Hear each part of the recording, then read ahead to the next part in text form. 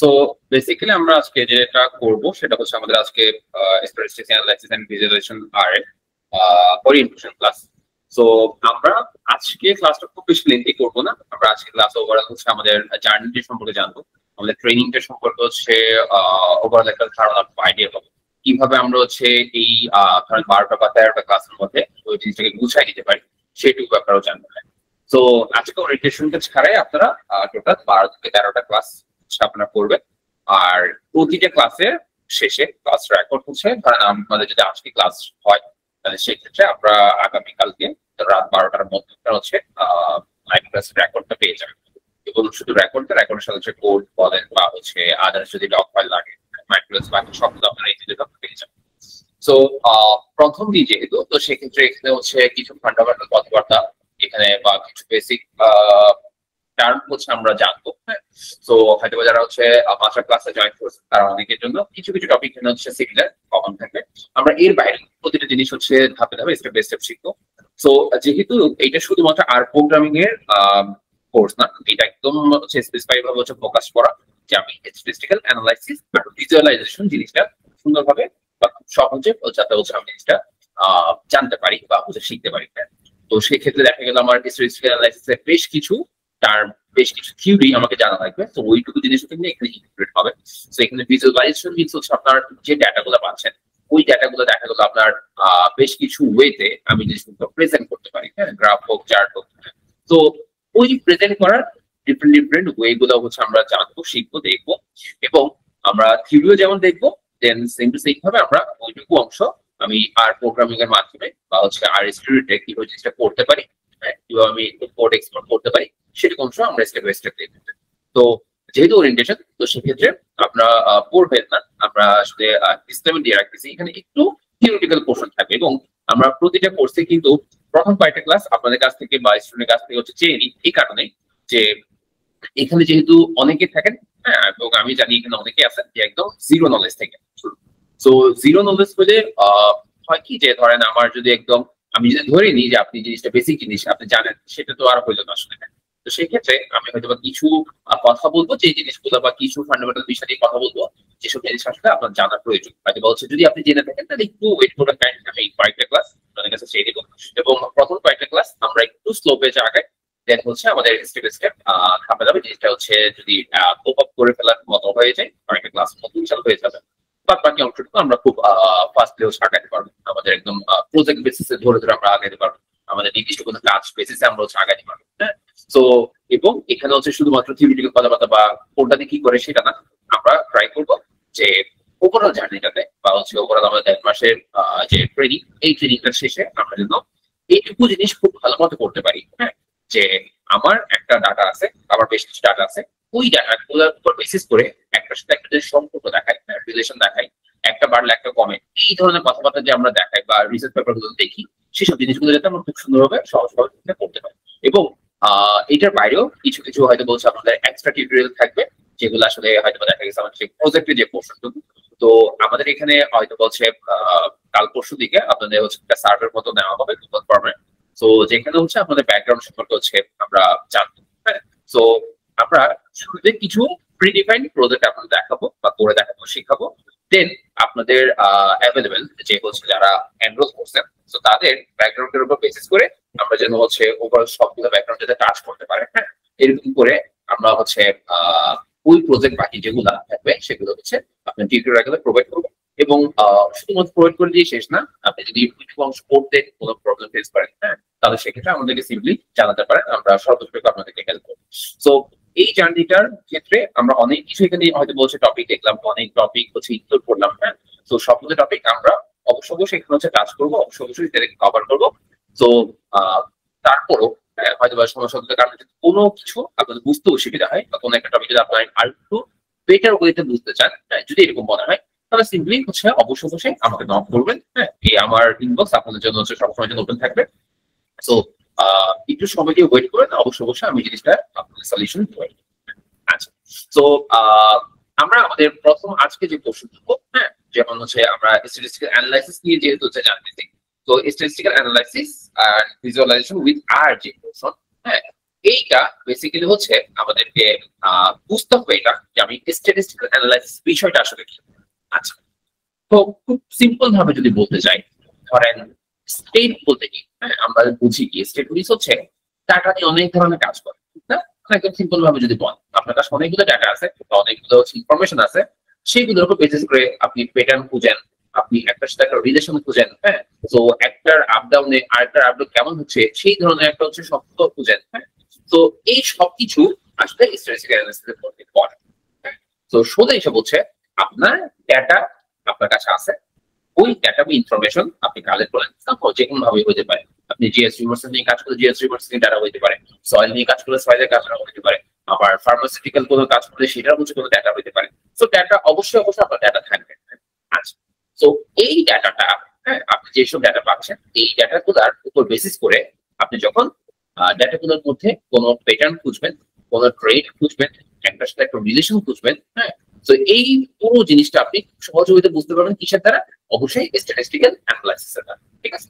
আচ্ছা, তাহলে ধরেন এরকম হইতে পারে, অনেক ধরনের আমরা হয়তো এক্সাম্পল দিতে পারি, হ্যাঁ, যে আপনি কথার কথা আপনি হচ্ছে চাল বিক্রি করেন, হ্যাঁ, মনে করেন আপনি একজন ব্যবসায়ী। তো সেক্ষেত্রে আপনি দেখলেন যে চালের দাম যখন আপনি কমাই দিলেন, হ্যাঁ, তখন আপনার সেলটা অনেক বেড়ে গেছে, ঠিক না? এখন এই যে চালের দাম কমানোর সাথে আমার সেলস বাড়ার যে সম্পর্ক, এরকম একটা যে সম্পর্ক আমি দেখাতে চাচ্ছি স্ট্যাটিস্টিক্যাল ভাবে বা গ্রাফিক্যাল ওয়েতে দেখাতে চাই, তখন কিন্তু সেক্ষেত্রে আমার স্ট্যাটিস্টিক্যাল অ্যানালাইসিস প্রয়োজন হবে, হ্যাঁ। তো এরকম আরো অনেক কিছু আপনি পাবেন। ধরেন হচ্ছে আপনার কাছে এরকম থাকতে পারে যে একটা মানুষ যত বেশি খায় সে তত দ্রুত বৃদ্ধি পায় বা বাড়ে বা লম্বা হয়, হ্যাঁ। জাস্ট ফর এক্সাম্পল, যে মানে যত খাচ্ছে তত সে লম্বায় বাড়তেছে। এখন এটা তো জাস্ট মুখে বললে হয় না, আমাদের রিসার্চের ক্ষেত্রে একটা প্রধান বিষয় হচ্ছে যে আপনি কোনো কিছু মুখে বললে হবে না, সেটাকে হচ্ছে প্রমাণ করে দেখাতে হবে বা হচ্ছে ভিজুয়ালি জিনিসটাকে, যে একটা সাথে একটা যে সম্পর্ক, কোন একটা প্রসেস বা টেকনিকের মাধ্যমে আপনাকে জিনিসটা প্রেজেন্ট করে দেখাতে হবে, তাহলে মানুষ হচ্ছে জিনিসটা একসেপ্ট করবে, ঠিক না? এরকম বিষয়। তো তখন আপনাকে যেহেতু হচ্ছে একটার সাথে একটা সম্পর্ক দেখাতে হচ্ছে, তখন কিন্তু আপনার ওই ঘুরে ফিরে স্ট্যাটিস্টিক্যাল অ্যানালাইসিসের সাহায্য অবশ্যই দিতে হবে। আচ্ছা, খুব বেশি কথা বাড়াবো না, আমি এটুকু বলি। ধরেন আমরা স্ট্যাটিস্টিক্যাল অ্যানালাইসিস তো বললাম, এখন যদি ভিজুয়ালাইজেশনের কথা আসে, তো ভিজুয়ালাইজেশন বেসিক্যালি কি? সো নরমালি আপনি স্ট্যাটিস্টিক্যাল অ্যানালাইসিস বেশ কিছু অ্যানালাইসিস আপনি করলেন, বেশ কিছু পদ্ধতি টেকনিক হচ্ছে ফলো করে আপনি যে অ্যানালাইসিসটা করলেন, যে রেজাল্টটা পাইছেন, সেটা অবশ্যই আপনাকে মানুষকে দেখাইতে হবে, ঠিক না? বা হচ্ছে আপনি যদি একটা সায়েন্টিস্ট হন, অবশ্যই সায়েন্টিস্ট যে কমিউনিটি আছে তাদেরকে দেখাইতে হবে বা মানুষকে দেখাইতে হবে। তো শো করার বা কোন একটা রেজাল্ট বা আমি যে ডাটা পাইলাম, ডাটাটা আমি যে অ্যানালাইসিস করলাম, অ্যানালাইসিসের যে রেজাল্ট সেটা শো করার বেশ কিছু ওয়ে আছে, হ্যাঁ। তো সেটা আপনার ম্যাপিং মাধ্যমে হতে পারে, গ্রাফের মাধ্যমে হতে পারে, চার্টের মাধ্যমে হতে পারে, হ্যাঁ। তো এরকম বেশ কিছু ওয়েতে আমি সেটাকে প্রেজেন্ট করতে পারি। এই যে আমি গ্রাফের মাধ্যমে দেখাচ্ছি, এই যে আমি চার্টের মাধ্যমে দেখাচ্ছি বা ম্যাপের মাধ্যমে দেখাচ্ছি, তখন ওইটাই হচ্ছে বেসিক্যালি আমার ওই ভিজুয়ালাইজেশন। সো আমি প্রথম ধাপ হচ্ছে ডাটা অ্যানালাইসিস করবো, স্ট্যাটিস্টিক্যাল অ্যানালাইসিস করলাম, করার পর যে রেজাল্টটা পাইলাম সেটা অবশ্যই আমাকে কোনো একটা কিছুর মাধ্যমে সহজে বুঝতে পারি মতো দেখাতে হবে। তো সেটা দেখানোর জন্য আমার ওই ভিজুয়ালাইজেশন পার্টটার হেল্প দিতে হবে, যেখানে বেসিক্যালি আমরা কি করি, সাধারণত গ্রাফ, চার্ট, ম্যাপ এই থ্রুতে আমি ডাটাগুলোকে প্রেজেন্ট করে দেখাই বা আমার রেজাল্টটাকে প্রেজেন্ট করে দেখাই। তাহলে দেখেন যে এত যে কথা বলতেছি যে স্ট্যাটিস্টিক্যাল অ্যানালাইসিস, ভিজুয়ালাইজেশন, এগুলো আসলে বেসিক্যালি দরকার কেন? এইটা দরকার খুব সহজভাবে যদি বলি, আপনার যত রকমের আপনি অনেক ডাটা পান, যেগুলো হচ্ছে অনেক কমপ্লেক্স ডাটা, হ্যাঁ। তো এই কমপ্লেক্স ডাটাগুলো সাধারণ মানুষ হয়তো বুঝবে না। আপনি যাকে বোঝাতে যাচ্ছেন এই ডাটা সবটা দিয়ে দিতে, সেটা আর বুঝবে না, তাকে সহজভাবে বুঝাতে হবে। তো এই জন্য সহজ সিম্পল একটা এক্সাম্পল বলতে পারেন যে আপনি কমপ্লেক্স ডাটাগুলোকে নিয়ে ইজি ভাবে যদি প্রেজেন্ট করতে চান, তখন সেক্ষেত্রে আপনার এই স্ট্যাটিস্টিক্যাল ডাটা অ্যানালাইসিস এবং ভিজুয়ালাইজেশনের দরকার, হ্যাঁ। আচ্ছা, অথবা আপনি একটা চার্ট দেখে বললেন, হ্যাঁ, আপনি একটা চার্ট দেখে বললেন যে এই চার্টের মধ্যে আমি খুব সহজে ইজিলি ভাবে বুঝতে পারতেছি, যেমন আমরা এখানে নিচে দিকে কিছু চার্ট পাবো।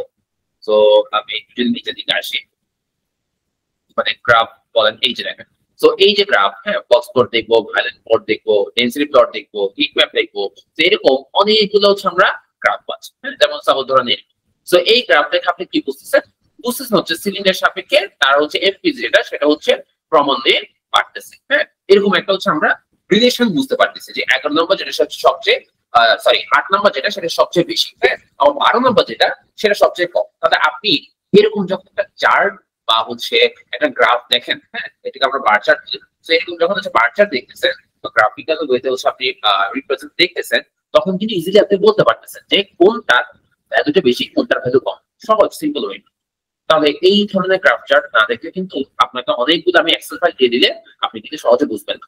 তাহলে দেখেন, আমার অনেকগুলো ডাটা থেকে আমি যখন ডাটাগুলোকে খুব সিম্পল ওয়েতে, ইজি ওয়েতে প্রেজেন্ট করতে যাবো, তখন আমার ওই স্ট্যাটিস্টিক অ্যানালাইসিস করে সেটাকে ভিজুয়ালাইজ করাইতে হবে। ঠিক আছে? সো এই জন্য আমরা বেসিক্যালি মূলত আমাদের অনেকগুলো কাজে বা রিসার্চে আমরা এই স্ট্যাটিস্টিক অ্যানালাইসিস বা ভিজুয়ালাইজেশন আমাদের দরকার। তো সিম্পল ওয়ে হচ্ছে কমপ্লেক্স ডাটাগুলোকে আপনার ইজিভাবে প্রেজেন্ট করার ওয়েটার জন্যই আমার বেসিক্যালি দরকার বা জানা দরকার বা শিখতে দরকার। হ্যাঁ, আচ্ছা। তো আমরা একটু পরের দিকে আসি যে এই যে স্ট্যাটিস্টিক্যাল অ্যানালাইসিস এর কথা বললাম, এটার অনেকগুলো টাইপ হয়। এক এক বই এক এক ভাবে হচ্ছে টাইপগুলো লিখে। তো আমি আসলে কথা বই দিকে যাবো না, আমি জাস্ট সিম্পল ওয়েতে মেইন টাইপগুলো আপনাকে জাস্ট হচ্ছে বুঝাই দেব। তো সেটা কিরকম? স্ট্যাটিস্টিক্যাল অ্যানালাইসিস এর অনেকগুলো টাইপ হয়। তো তার মধ্যে কমন তিনটা টাইপ হচ্ছে, একটা হচ্ছে ডেসক্রিপটিভ অ্যানালাইসিস, একটা হচ্ছে ইনফারেন্সিয়াল অ্যানালাইসিস, একটা হচ্ছে predictive analysis. So descriptive analysis যদি আমরা বলি, সেটা হচ্ছে অনেকে এরকম যে আপনার অনেকগুলো যে ডাটা আছে, এই ডাটাটার একটা সামারি বা ওভারভিউ আপনাকে দিবে। সেটা কিরকম? ধরেন আপনার একটা ক্লাসের মধ্যে 70 জন স্টুডেন্ট আছে, তাদের বয়সের মান আছে, তাদের হচ্ছে স্কোর যেটা পাইছে, হ্যাঁ, মার্ক যেটা পাইছে সেটার একটা মান আছে।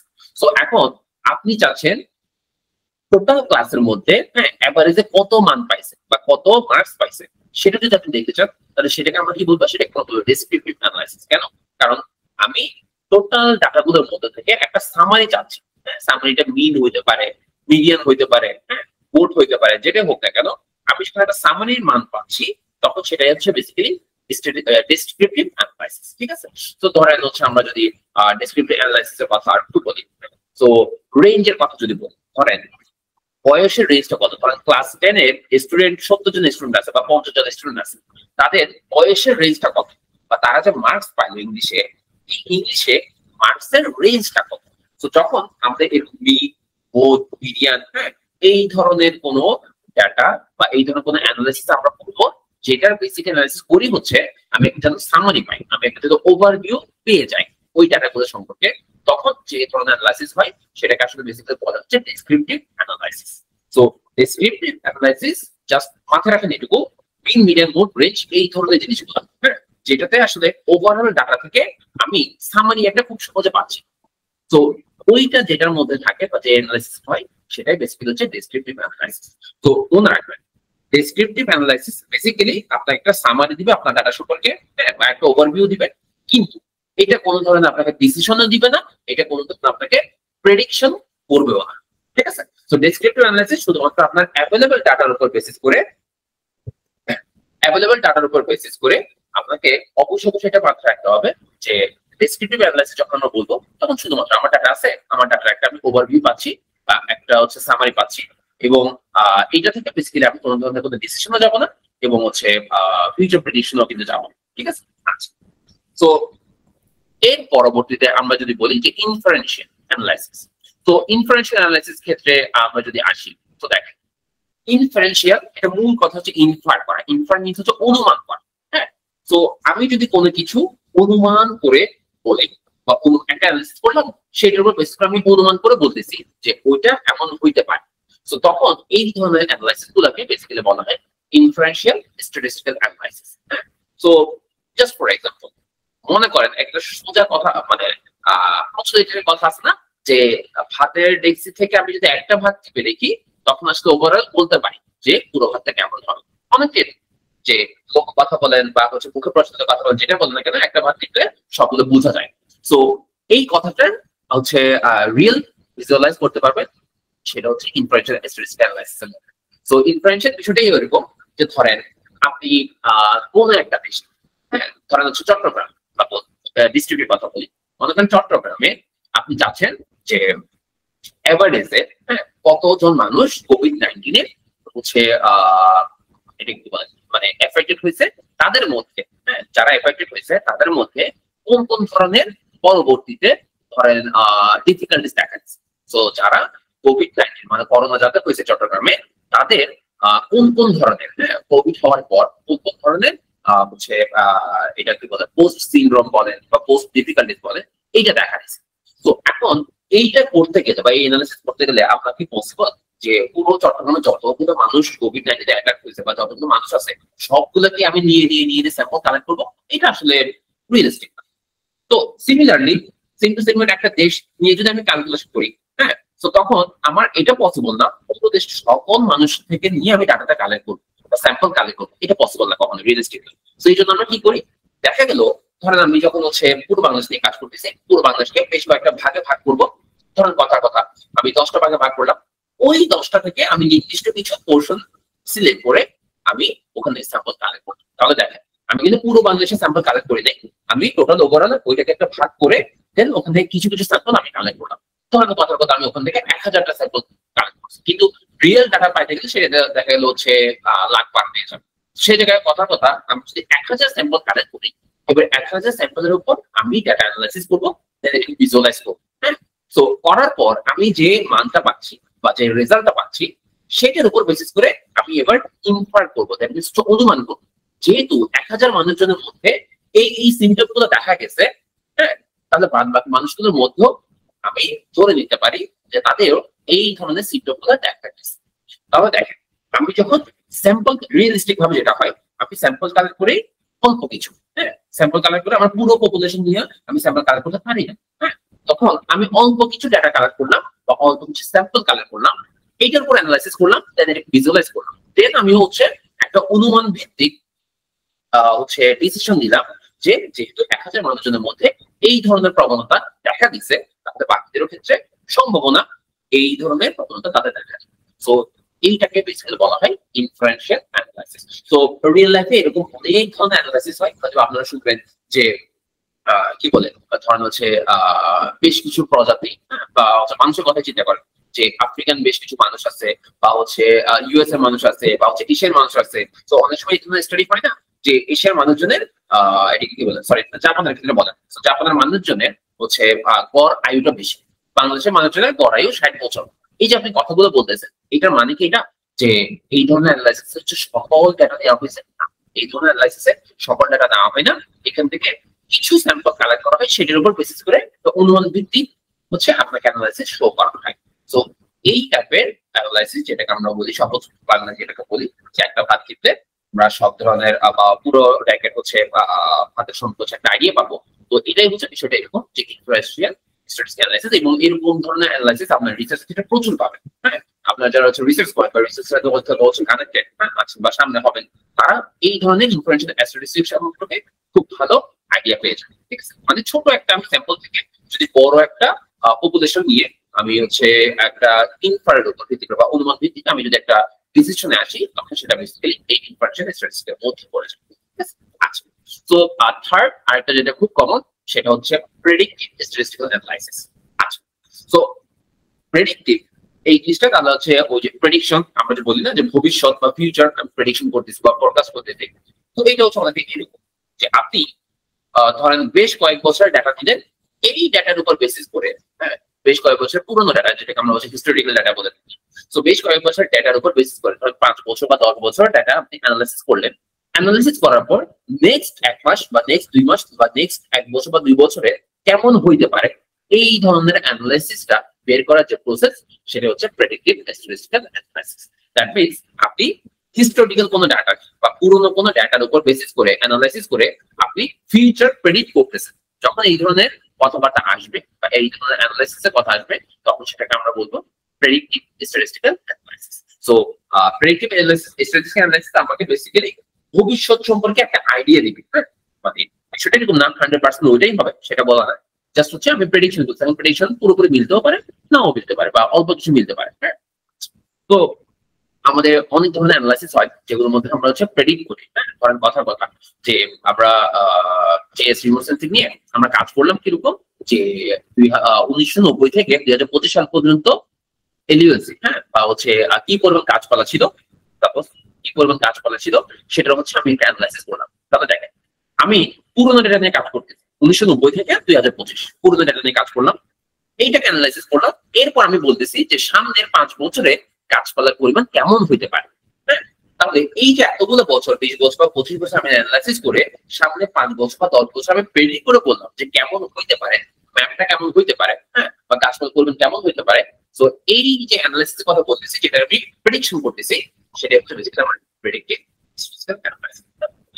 তো এটার ইন জেনারেল কেস আপনারা হয়তো জানেন, আমরা যে মোবাইল অ্যাপস ইউজ করি, মোবাইলের মধ্যে অনেক সময় দেখেন না যে ওয়েদার ফরকাস্ট করা, তো এইগুলো কিন্তু প্রেডিক্টিভ অ্যানালাইসিস, যে আপনার সামনে 5 দিন বা সামনে 1 সপ্তাহ কেমন ওয়েদার থাকতে পারে, বৃষ্টি পড়বে নাকি হচ্ছে গরম বেশি পড়বে বা রোদ বেশি উঠবে, হ্যাঁ, বা হচ্ছে দেখা যাচ্ছে অনেক বেশি ক্লাউডি হবে। তো এগুলা বেসিক্যালি কিন্তু এই ধরনের অ্যানালাইসিস মাধ্যমে আমরা ডিসিশন নিতে পারি। তো এগুলো খুব কমন 3টা টাইপ গেল। এর বাইরেও বেশ কিছু টাইপ হচ্ছে বলা আছে বা আছে, সেগুলো নিয়ে যদি আমরা একটু, যেমন প্রেসক্রিপটিভ স্ট্যাটিস্টিক্যাল অ্যানালাইসিস। তো একটু আগে দেখলাম হচ্ছে আমরা একটু আগে যেটা দেখছি এটা প্রেডিক্টিভ, মানে হচ্ছে প্রেডিকশন করব বা ভবিষ্যৎ সম্পর্কে আমি একটু পূর্বাভাস দিব, ঠিক আছে। আর প্রেসক্রিপটিভ যেটা, সেটা হচ্ছে আমাকে এরকম, ধরেন ডাক্তার কি করে প্রেসক্রিপশন দেয়। তো প্রেসক্রিপশন মিনস কি, যে আপনাকে একটা পরামর্শ দিচ্ছে, শ্রোতা হিসাবে আপনাকে একটা পরামর্শ দিচ্ছে। তো প্রেসক্রিপটিভ যেটা, সেটা হচ্ছে আমাকে এরকম যে আপনাকে শুধুমাত্র ফিউচার সম্পর্কে বলবে না, আপনাকে ওই ফিউচার রিলেটেড একটা পরামর্শ বা সাজেশনও দিবে যে আপনার বেসিক্যালি কি করা উচিত। হ্যাঁ, তো এইটা যে অ্যানালাইসিস মধ্যে হয়, সেই ধরনের অ্যানালাইসিসকে আমরা বলবো হচ্ছে স্ট্যাটিস্টিক্যাল অ্যানালাইসিস। তো এইটাকে খুব কঠিন ভাবে চিন্তা করার কিছু নাই, আপনি সিম্পল ভাবে চিন্তা করেন। গুগল ম্যাপস আছে না, তো গুগল ম্যাপস এর মধ্যে আমরা নরমালি হচ্ছে কিভাবে দেখি, ধরেন হচ্ছে এখন কিন্তু ভালো একটা হচ্ছে কাজ করে। গুগল ম্যাপস হচ্ছে যখন ওপেন করবেন তখন দেখবেন যে সামনে রাস্তা দিয়ে যাচ্ছেন, যে সামনে কোন কোন রোডে জ্যাম আছে সেটাকে আমি রেড কি বলে যে লাল রং দিয়ে দেখাই, কোনটাতে হচ্ছে একটু থেমে থেমে গাড়ি, সেটাকে হচ্ছে কমলা রং দিয়ে দেখাই, আর কোনটাতে ফ্রি আছে সেটাকে হচ্ছে একদম ফ্রিলি দেখাই, ধরেন হচ্ছে ব্লু হলে ব্লু বা হচ্ছে অ্যাকচুয়াল যেটা কালার সেটা হচ্ছে দিয়ে দেখায়। তো গুগল ম্যাপের মধ্যে এই যে বলতেছে, হ্যাঁ, এই রোডের হচ্ছে জ্যাম আছে, ওই রোডে হচ্ছে জ্যাম নাই। হ্যাঁ, তার মানে কি আপনাকে আমাদের সাজেশন করতেছে না যে এই রোড দিয়ে জ্যাম আছে, হ্যাঁ, যেহেতু জ্যাম আছে তাহলে হচ্ছে আমি ওই রোড দিয়ে না গিয়ে অন্য একটা রোড দিয়ে যাই যেখানে জ্যাম নাই। তাহলে এই গুগল ম্যাপস কিন্তু আমাদের প্রেসক্রিপটিভ স্ট্যাটিস্টিক্যাল অ্যানালাইসিসের একটা বড় উদাহরণ, যেখানে আমাকে শুধুমাত্র ফিউচার সম্পর্কে জানায় না, আমাকে কি করতে হবে, হ্যাঁ, বা একটা সাজেশন কিন্তু সে প্রোভাইড করে। তো যখন এই ধরনের অ্যানালাইসিস আপনি আসবেন, হ্যাঁ, যখন যে অ্যানালাইসিসের মধ্যে আপনি শুধু ফিউচার প্রেডিকশন না, সেটার সাথে সাথে ওইটা কভার করতে আপনার একটা যে সাজেশন প্রোভাইড করবে, সেই ধরনেরকে আমরা বলতে হচ্ছে প্রেসক্রিপটিভ স্ট্যাটিস্টিক্যাল অ্যানালাইসিস, যেটা আমি গুগল ম্যাপসে পাই। সো আমি যে রোডে দেখতেছি রেড সাইন শো করতেছে, ওখানে কি আছে, ওখানে জ্যাম আছে, রোড জ্যাম আছে, আমি ওইদিকে যাবো না গাড়ি, তো আমি গাড়ি ঘুরে যেদিকে রোড ফ্রি আছে সেদিক দিয়ে যাবো। তো এটা আমার জন্য কিন্তু প্রেসক্রিপটিভ স্ট্যাটিস্টিক্যাল অ্যানালাইসিস খুব সহজে করে যাচ্ছে। হ্যাঁ, তো এখানে আরেকটা বলি, তো লাস্ট যেটা সেটা হচ্ছে ক্যাজুয়াল অ্যানালাইসিস। আচ্ছা, তো ক্যাজুয়াল অ্যানালাইসিস হচ্ছে সিম্পলি এরকম যে মূলত মূলত হচ্ছে ক্যাজুয়াল অ্যানালাইসিস হচ্ছে, ধরেন কোন একটা কিছু কেন হচ্ছে, হ্যাঁ, বা এটার কজটা কি, হ্যাঁ, সেই জিনিসটা হচ্ছে আপনাকে খুঁজে বের করতে হবে। হ্যাঁ, ধরেন ক্যাজুয়াল অ্যানালাইসিসে তাহলে সহজ হিসাব কি, যে আমার কোন একটা জিনিস কেন হচ্ছে, হ্যাঁ, বা কেন জিনিসটা ঘটছে, এইটার কজ বা রিজন যেটা, সেটা খুঁজে বের করা। তো এইটা ধরেন শুরু থেকে একটা উদাহরণ দিয়েছিলাম যে আপনি দাম কমাই দিচ্ছেন, কোন একটা প্রোডাক্টের দাম কমাই দিচ্ছেন, সেটা সেল বেড়ে গেছে। আচ্ছা, ভালো কথা। তো প্রোডাক্টের দাম, চালের দাম কমাইলে চাল বিক্রি বেড়ে গেল, এটা একটা এক্সাম্পল। এখন এই যে হচ্ছে চাল আদতে, হ্যাঁ, এখন আপনি অ্যানালাইসিস করতেছেন কি, যে আপনি দাম কমানোর কারণেই কি হচ্ছে সেলটা বাড়ছে, আসল কারণ কি এটা, নাকি অন্য কোনো কারণ আছে। এই যে কারণ খোঁজার যে অ্যানালাইসিস, সেটা বেসিক্যালি ক্যাজুয়াল অ্যানালাইসিস মধ্যে, বা সরি ক্যাজুয়াল বলছি কেন, কজাল যে অ্যানালাইসিস, সেই কজাল অ্যানালাইসিসের মধ্যে পড়ে। তো এই কজাল অ্যানালাইসিসে বেসিক্যালি হচ্ছে কজ খোঁজা হয়। কজ মিন্স হচ্ছে কারণ, কেন হইছে, একটার সাথে একটা সম্পর্ক না, কজ এন্ড ইফেক্ট বেসিক্যালি যেটা, সেটাই বেসিক্যালি আপনাকে খুঁজে বের করতে হবে। ধরেন আপনি দাম কমাইলেন, সেলস বাড়লো, ঠিক আছে, আপনি তো নর্মাল হিসেবে এটাই বলতেছেন যে দাম কমাইলেন সেলস বাড়লো, কিন্তু আদতে দাম কমানোর সাথে সেলস এর সম্পর্ক আছে কিনা, নাকি এখানে অন্য কোনো ফ্যাক্টর কাজ করতেছে, সেইটুকু আমি যে অ্যানালাইসিসে বা আমার করা দরকার, সেটা হচ্ছে কজাল অ্যানালাইসিস, যেখানে আমি মূলত কজটা খুঁজে বের করি। ঠিক আছে, তো এইভাবে করে আমরা বেশ কয়েকটা হচ্ছে যে স্ট্যাটিস্টিক্যাল অ্যানালাইসিস, এই কয়টা সম্পর্কে জানা, মূলত হচ্ছে ডেসক্রিপটিভ, ইনফারেন্সিয়াল, প্রেডিক্টিভ যেটা, সেই রিলেটেড অ্যানালাইসিস বেশি পরিমাণে হয়। এর বাইরেও যে কয়টা বললাম, প্রেসক্রিপটিভ বলেন বা হচ্ছে আপনার কজাল বলেন, এটাও ছাড়াও আরো বেশ কিছু ছোট ছোট ভাগ আছে বা টাইপস কিন্তু করে দেওয়া হয়। আচ্ছা, তো আমরা এইটুকু পোর্শন দেখলাম যে স্ট্যাটিস্টিক্যাল অ্যানালাইসিস, ভিজুয়ালাইজেশন হচ্ছে আমরা জিনিসটা কি বা হচ্ছে এটার টাইপটা কেমন সেটা আমরা দেখলাম। এখন জাস্ট একটু শর্ট করে বললেই আমাদের কোন কোন সেক্টরে এই স্ট্যাটিস্টিক্যাল অ্যানালাইসিস বা ভিজুয়ালাইজেশনটা দরকার হয়। তো জাস্ট এটুকু শুনে রাখেন, আমি ডকুমেন্ট আপনাকে শেয়ার করবো, জাস্ট এটুকু শুনে রাখেন। সেটা হচ্ছে আমাদের যাবতীয় রিসার্চ সেক্টর বলেন, হ্যাঁ, ইন্ডাস্ট্রি যেগুলো ডাটা নিয়ে কাজ করে, এই সবগুলোর ক্ষেত্রে কিন্তু আমাদের এই স্ট্যাটিস্টিক্যাল অ্যানালাইসিস ভিজুয়ালাইজেশন দরকার। এই সবগুলোতে আপনার একটা সাথে একটা রিলেশন দেখানো দরকার পড়বে, আপনি প্রেডিকশন করা দরকার পড়বে, কস্টটা কি সেটা বের করা দরকার পড়বে, এবং গ্রাফ বা চার্টের মাধ্যমে ভিজুয়ালাইজ বা ম্যাপের মাধ্যমে ভিজুয়ালাইজ করা দরকার পড়বে। হ্যাঁ, তো সেটা আপনারা যেরকম ফার্মাসিউটিক্যাল যারা কাজ করেন বা ফার্মাসিউটিক্যাল কাজ করেন তাদের ক্ষেত্রেও দরকার, মাইক্রোবায়োলজি যারা করেন তাদের দরকার, বায়োকেমিস্ট্রি যারা করেন তাদেরও দরকার, similarly environment science, soil science. হ্যাঁ, সো এরকম যত ধরনের আপনার ডিরেক্টলি ডেটার সাথে সম্পর্কিত ডিপার্টমেন্ট আছে বা ডেটার সাথে সম্পর্কিত রিসার্চ ফিল্ড আছে, রিসার্চ ফিল্ড অবশ্যই কি ডেটার সাথে সম্পর্কিত। তো একটার সাথে একটা সম্পর্ক দেখাতে গেলে তখন সোশ্যাল সায়েন্স বলেন, যেটা বলেন না কেন, এই সবগুলো সেক্টরে কিন্তু আমাদের এই যে স্ট্যাটিস্টিক্যাল অ্যানালাইসিস বা ভিজুয়ালাইজেশন এটা খুবই খুবই দরকার। হ্যাঁ, কারণ ওভারঅল সবকিছু কিন্তু ডেটা, দুনিয়া হচ্ছে ডেটার উপর চলতেছে। তো যেগুলো ডেটা আছে সেখানে কিন্তু এইটুকু স্ট্যাটিস্টিক্যাল অ্যানালাইসিস আর ভিজুয়ালাইজেশন কিন্তু আপনার দুইজন। ঠিক আছে, তো এটা নিয়ে হচ্ছে খুব বেশি করুন হচ্ছে এখানে বলবো না, এটা হচ্ছে ডকুমেন্টটা পড়লে একটা আইডিয়া পেয়ে যাবেন। ঠিক আছে, তো আমরা এখন এই যে স্ট্যাটিস্টিক্যাল অ্যানালাইসিস এর কথা বললাম বা ভিজুয়ালাইজেশনের কথা বললাম, এখন স্ট্যাটিস্টিক্যাল অ্যানালাইসিস তো অনেকভাবে করা যায়। হয়তো অনেক শুনছেন এক্সেল এ করি, আমরা এসপিএস এ করে করতে পারি, পাইথন এ করতে পারি, আর প্রোগ্রামিং দিয়ে করতে পারি। তো আপনি কোনটা বেছে নেবেন বা কেন আমরা আর জিনিসটা চুজ করতেছি সেটা একটু বলে রাখি। সেটা হচ্ছে বেসিক্যালি আপনি যখন রিসার্চ ফিল্ডে কাজ করবেন, হ্যাঁ, আপনি হচ্ছে দেখা গেছে ধরেন মোস্ট অফ দ্য কেস আমাদের এখানে হচ্ছে হয়তো বা স্টুডেন্ট আছে, ইউনিভার্সিটি স্টুডেন্ট বা হচ্ছে প্রফেশনাল আছে। তো আমাদের ম্যাক্সিমাম ক্ষেত্রে দরকার কি যে এই অ্যানালাইসিস গুলা আমাদের অ্যানালাইসিস করার পর আমাদের হচ্ছে এটাকে ভিজুয়ালাইজ করা লাগে, গ্রাফ বা চার্ট। হ্যাঁ, হাই কোয়ালিটি দরকার পড়ে, বেশ কিছু জার্নালে সাবমিট করতে গেলে বা পেপারে সাবমিট করতে গেলে আমরা হচ্ছে হাই কোয়ালিটি ডাটা বা হচ্ছে আমার হাই কোয়ালিটি ইমেজ দরকার পড়ে। ইমেজ হচ্ছে এখানে গ্রাফ বা চার্টের কথা বলেছি। তো এইগুলো, তো যখন আপনি স্পেসিফিক ভাবে স্ট্যাটিস্টিক্যাল অ্যানালাইসিস এর কথা চিন্তা করবেন, ভিজুয়ালাইজেশনের কথা চিন্তা করবেন, তখন এই বিষয়টা খুব বেশি পরিমাণ বা ডেডিকেটেডলি যে প্রোগ্রামিং ল্যাঙ্গুয়েজটা দিয়ে করা হয় সেটা হচ্ছে আর প্রোগ্রামিং। বাদ বাকি যা যা দেখতেছেন, হ্যাঁ, যেমন হচ্ছে পাইথন। পাইথন বেসিক্যালি হচ্ছে আমাদের পাইথন অনেকগুলো কাজ, বাট এটার স্পেসিফিক বিষয়টা কিন্তু স্ট্যাটিস্টিক্যাল অ্যানালাইসিস না। পাইথন দিয়ে আমরা অনেক কিছু করতে পারি, সেটা ভালো কথা। তবে আমার যেহেতু আমার স্পেসিফিক কোন একটা জিনিস স্পেসিফিক একটা নির্দিষ্ট পোর্শনের জন্য ফোকাস করে তৈরি করা হয়েছে, তো সেই জিনিসটার আউটপুট বলেন, রেজাল্ট বলেন, আমার বাদ বাকিগুলো থেকে ভালো আসবে, এটাই স্বাভাবিক। ঠিক না?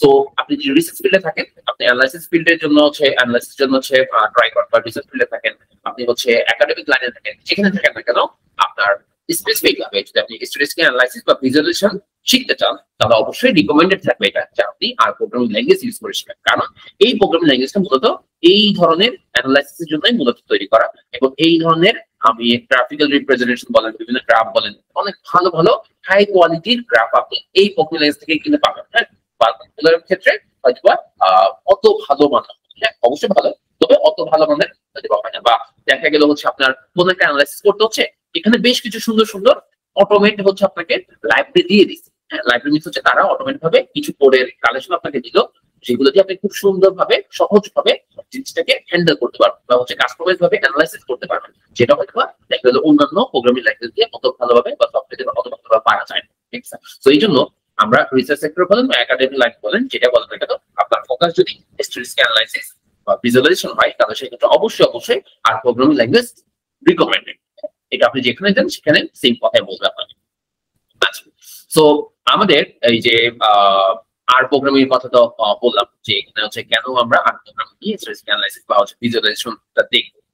সো এটার মূলত সহজভাবে যদি বলে দিই, সেটা হচ্ছে এটা যে আমাদের এই স্ট্যাটিস্টিক্যাল অ্যানালাইসিস জন্য আর প্রোগ্রামিংটা খুব সুন্দরভাবে ডিজাইন করা, এবং এটাতে বেশ কিছু আমাদের বিল্ট ইন হচ্ছে প্লাগইন আছে, প্লাগইন বলেছি কেন, বিল্ট ইন যেটা হচ্ছে আপনাকে প্যাকেজ আছে, লাইব্রেরি আছে, হ্যাঁ, যেগুলো দিয়ে আপনি খুব সহজে অ্যানালাইসিস গুলো খুব ইজি ভাবে করতে পারি, খুব high quality graph, high quality chart আমি জেনারেট করতে পারি, যেটা হয়তো বা অন্যান্য প্রোগ্রামিং ল্যাঙ্গুয়েজে আমার হয়তো বা ওই অত ভালোভাবে পসিবল হয় না।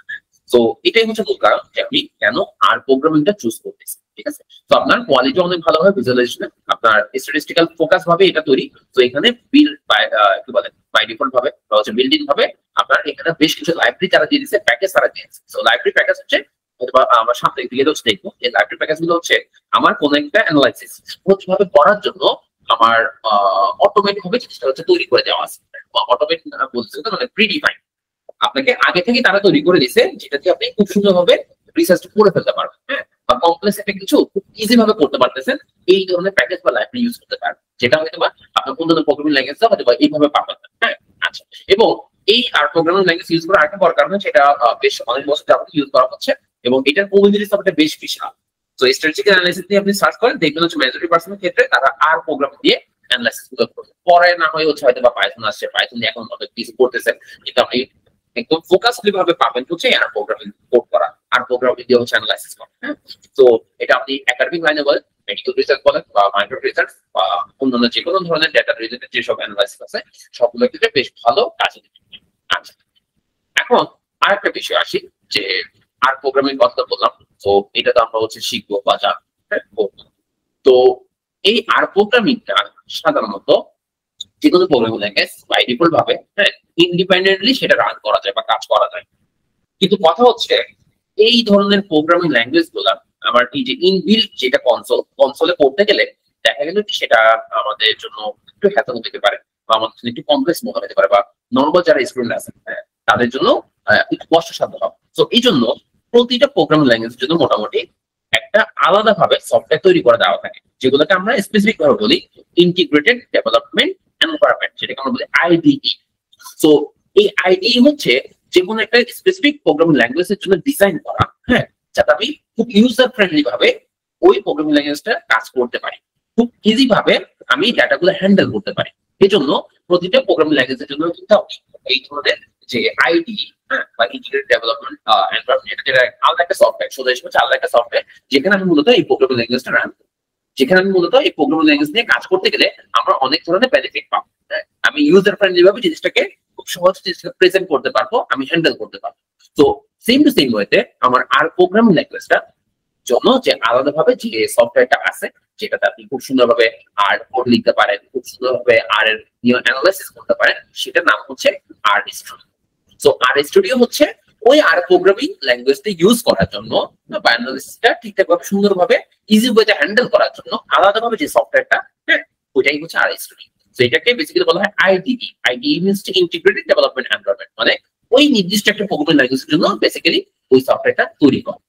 আচ্ছা, তো খুব হচ্ছে এদিক বলে আর স্টুডিও আমরা যখন কাজ করব তখন আমাদের আর প্রোগ্রামিং ল্যাঙ্গুয়েজের যে বেস কোডটা সেটা আমরা ডাউনলোড করব, সেম টু সেম ওয়েতে আর স্টুডিও কোড যেটা সেটাও কিন্তু আমরা ডাউনলোড করব, ইউজ করব।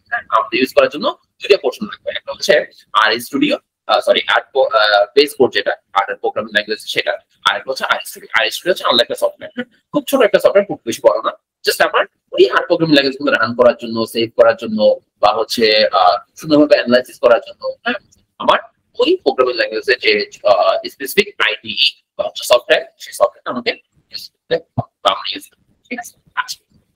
সো আমরা এটা হচ্ছে স্টেপ বাই স্টেপ জিনিসটা হচ্ছে করবো, আর স্টুডিও বা আর কোড এগুলো রান করবো।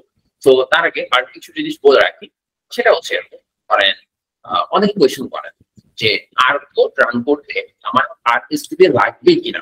তো এটা কোয়েশ্চেন আমি একটু আগে দিয়ে দিয়েছি, আসলে সেটা কি না, এই প্রোগ্রামিং ল্যাঙ্গুয়েজটা বেসিক্যালি ইন্ডিপেন্ডেন্ট ভাবে তাদের একটা কনসোল থাকে, সেখানে আমি সব কাজ করতে পারবো, কিন্তু আপনি এটাকে ইউজার ফ্রেন্ডলি ওয়েতে ইউজ করার জন্য, হ্যাঁ, বা হচ্ছে খুব সহজভাবে সুন্দরভাবে হ্যান্ডেল করার জন্য আপনার আর স্টুডিও দরকার।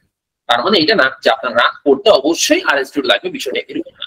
এটা ছাড়াও আপনি ইন্ডিপেন্ডেন্ট ভাবে আর প্রোগ্রামিং ল্যাঙ্গুয়েজের কনসোলের মধ্যে এই জিনিসটা কাজ করতে পারবেন। তবে আপনি যদি একটু ইজি ওয়েতে বা হচ্ছে একটু ইউজার ফ্রেন্ডলি ওয়েতে হ্যান্ডেল করতে চান, অ্যাজ ওয়েল যেটা হচ্ছে রিকমেন্ডেড থাকে, সেটার জন্য আপনার আর স্টুডিও যেটা যে সফটওয়্যারটা সেটা হচ্ছে গ্রাফিক্যাল ইন্টারফেসটা সুন্দর বা হচ্ছে ইউজার ইন্টারফেস যেটা আমরা দেখি সফটওয়্যারে, তো ওইটা আমাদের জন্য হচ্ছে খুব সুন্দরভাবে ডিজাইন করা। সেক্ষেত্রে আমাদের আর স্টুডিও করাটা অবশ্যই রিকমেন্ডেড, এবং আমরা আমাদের পুরো প্রোগ্রাম জুড়ে আর স্টুডিও যখন আর প্রোগ্রামিং নিয়ে কাজ করবো তখন আর স্টুডিও ইউজ করে। ঠিক আছে, সো একটা জিনিস আপনাদেরকে বলে দিই,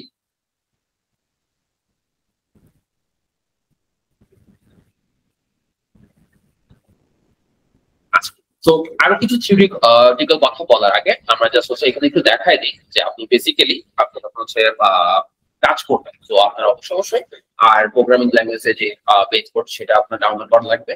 এবং অবশ্যই আপনার এই যে আর স্টুডিও যেটা বলেছি, যেটা বেসিক্যালি আমার ওই আর কোড রান করার জন্য একটা আলাদা সফটওয়্যার, হ্যাঁ, ওইটা আমাকে ডাউনলোড করতে হবে। তো আপনি যদি গুগলে সার্চ দেন, আমি হচ্ছে লিঙ্কটা দিয়ে দেবো, গুগলে যদি আর স্টুডিও ডাউনলোড ফর উইন্ডোজ থেকে সার্চ দেন, তখন এই যে ডাউনলোড আর স্টুডিও যেটা সেটার মধ্যে আপনি ক্লিক করুন। তো ক্লিক করার পর এরকম একটা পেজে চলে আসবেন, জাস্ট এখানে অ্যাকসেপ্ট অল দিলাম। তো এখানে আমাদের হচ্ছে এই যে হচ্ছে ডাউনলোড আর স্টুডিও সেটা আমরা ক্লিক করব। আচ্ছা, সো এই আর স্টুডিও ডেস্কটপ যেটা সেটা হচ্ছে ডাউনলোড করার জন্য যেটুকু প্রশ্ন আসছে, নিচের দিকে আসলে দেখবেন বেসিক্যালি এখানে আমার কি করতে হবে, যেহেতু আমার মেইন কাজ হচ্ছে আর প্রোগ্রামিং নিয়ে কাজ করা, তো অবশ্যই আমাকে কি করতে হবে, ওই আর প্রোগ্রামিং এর যে বেস কোডটা সেটা ডাউনলোড করতে হবে, ঠিক আছে। তো ওইটার জন্য এখানে শুরুভাবে দেওয়া আছে ইনস্টল আর। তো ইনস্টল আরে আমরা হচ্ছে যদি ক্লিক করি ডাউনলোড এন্ড ইনস্টল আর, তো একটু ওয়েট করবেন। আচ্ছা, তো এই ইন্টারফেস আশা করে দেখতে পাচ্ছেন, শো করা নেই।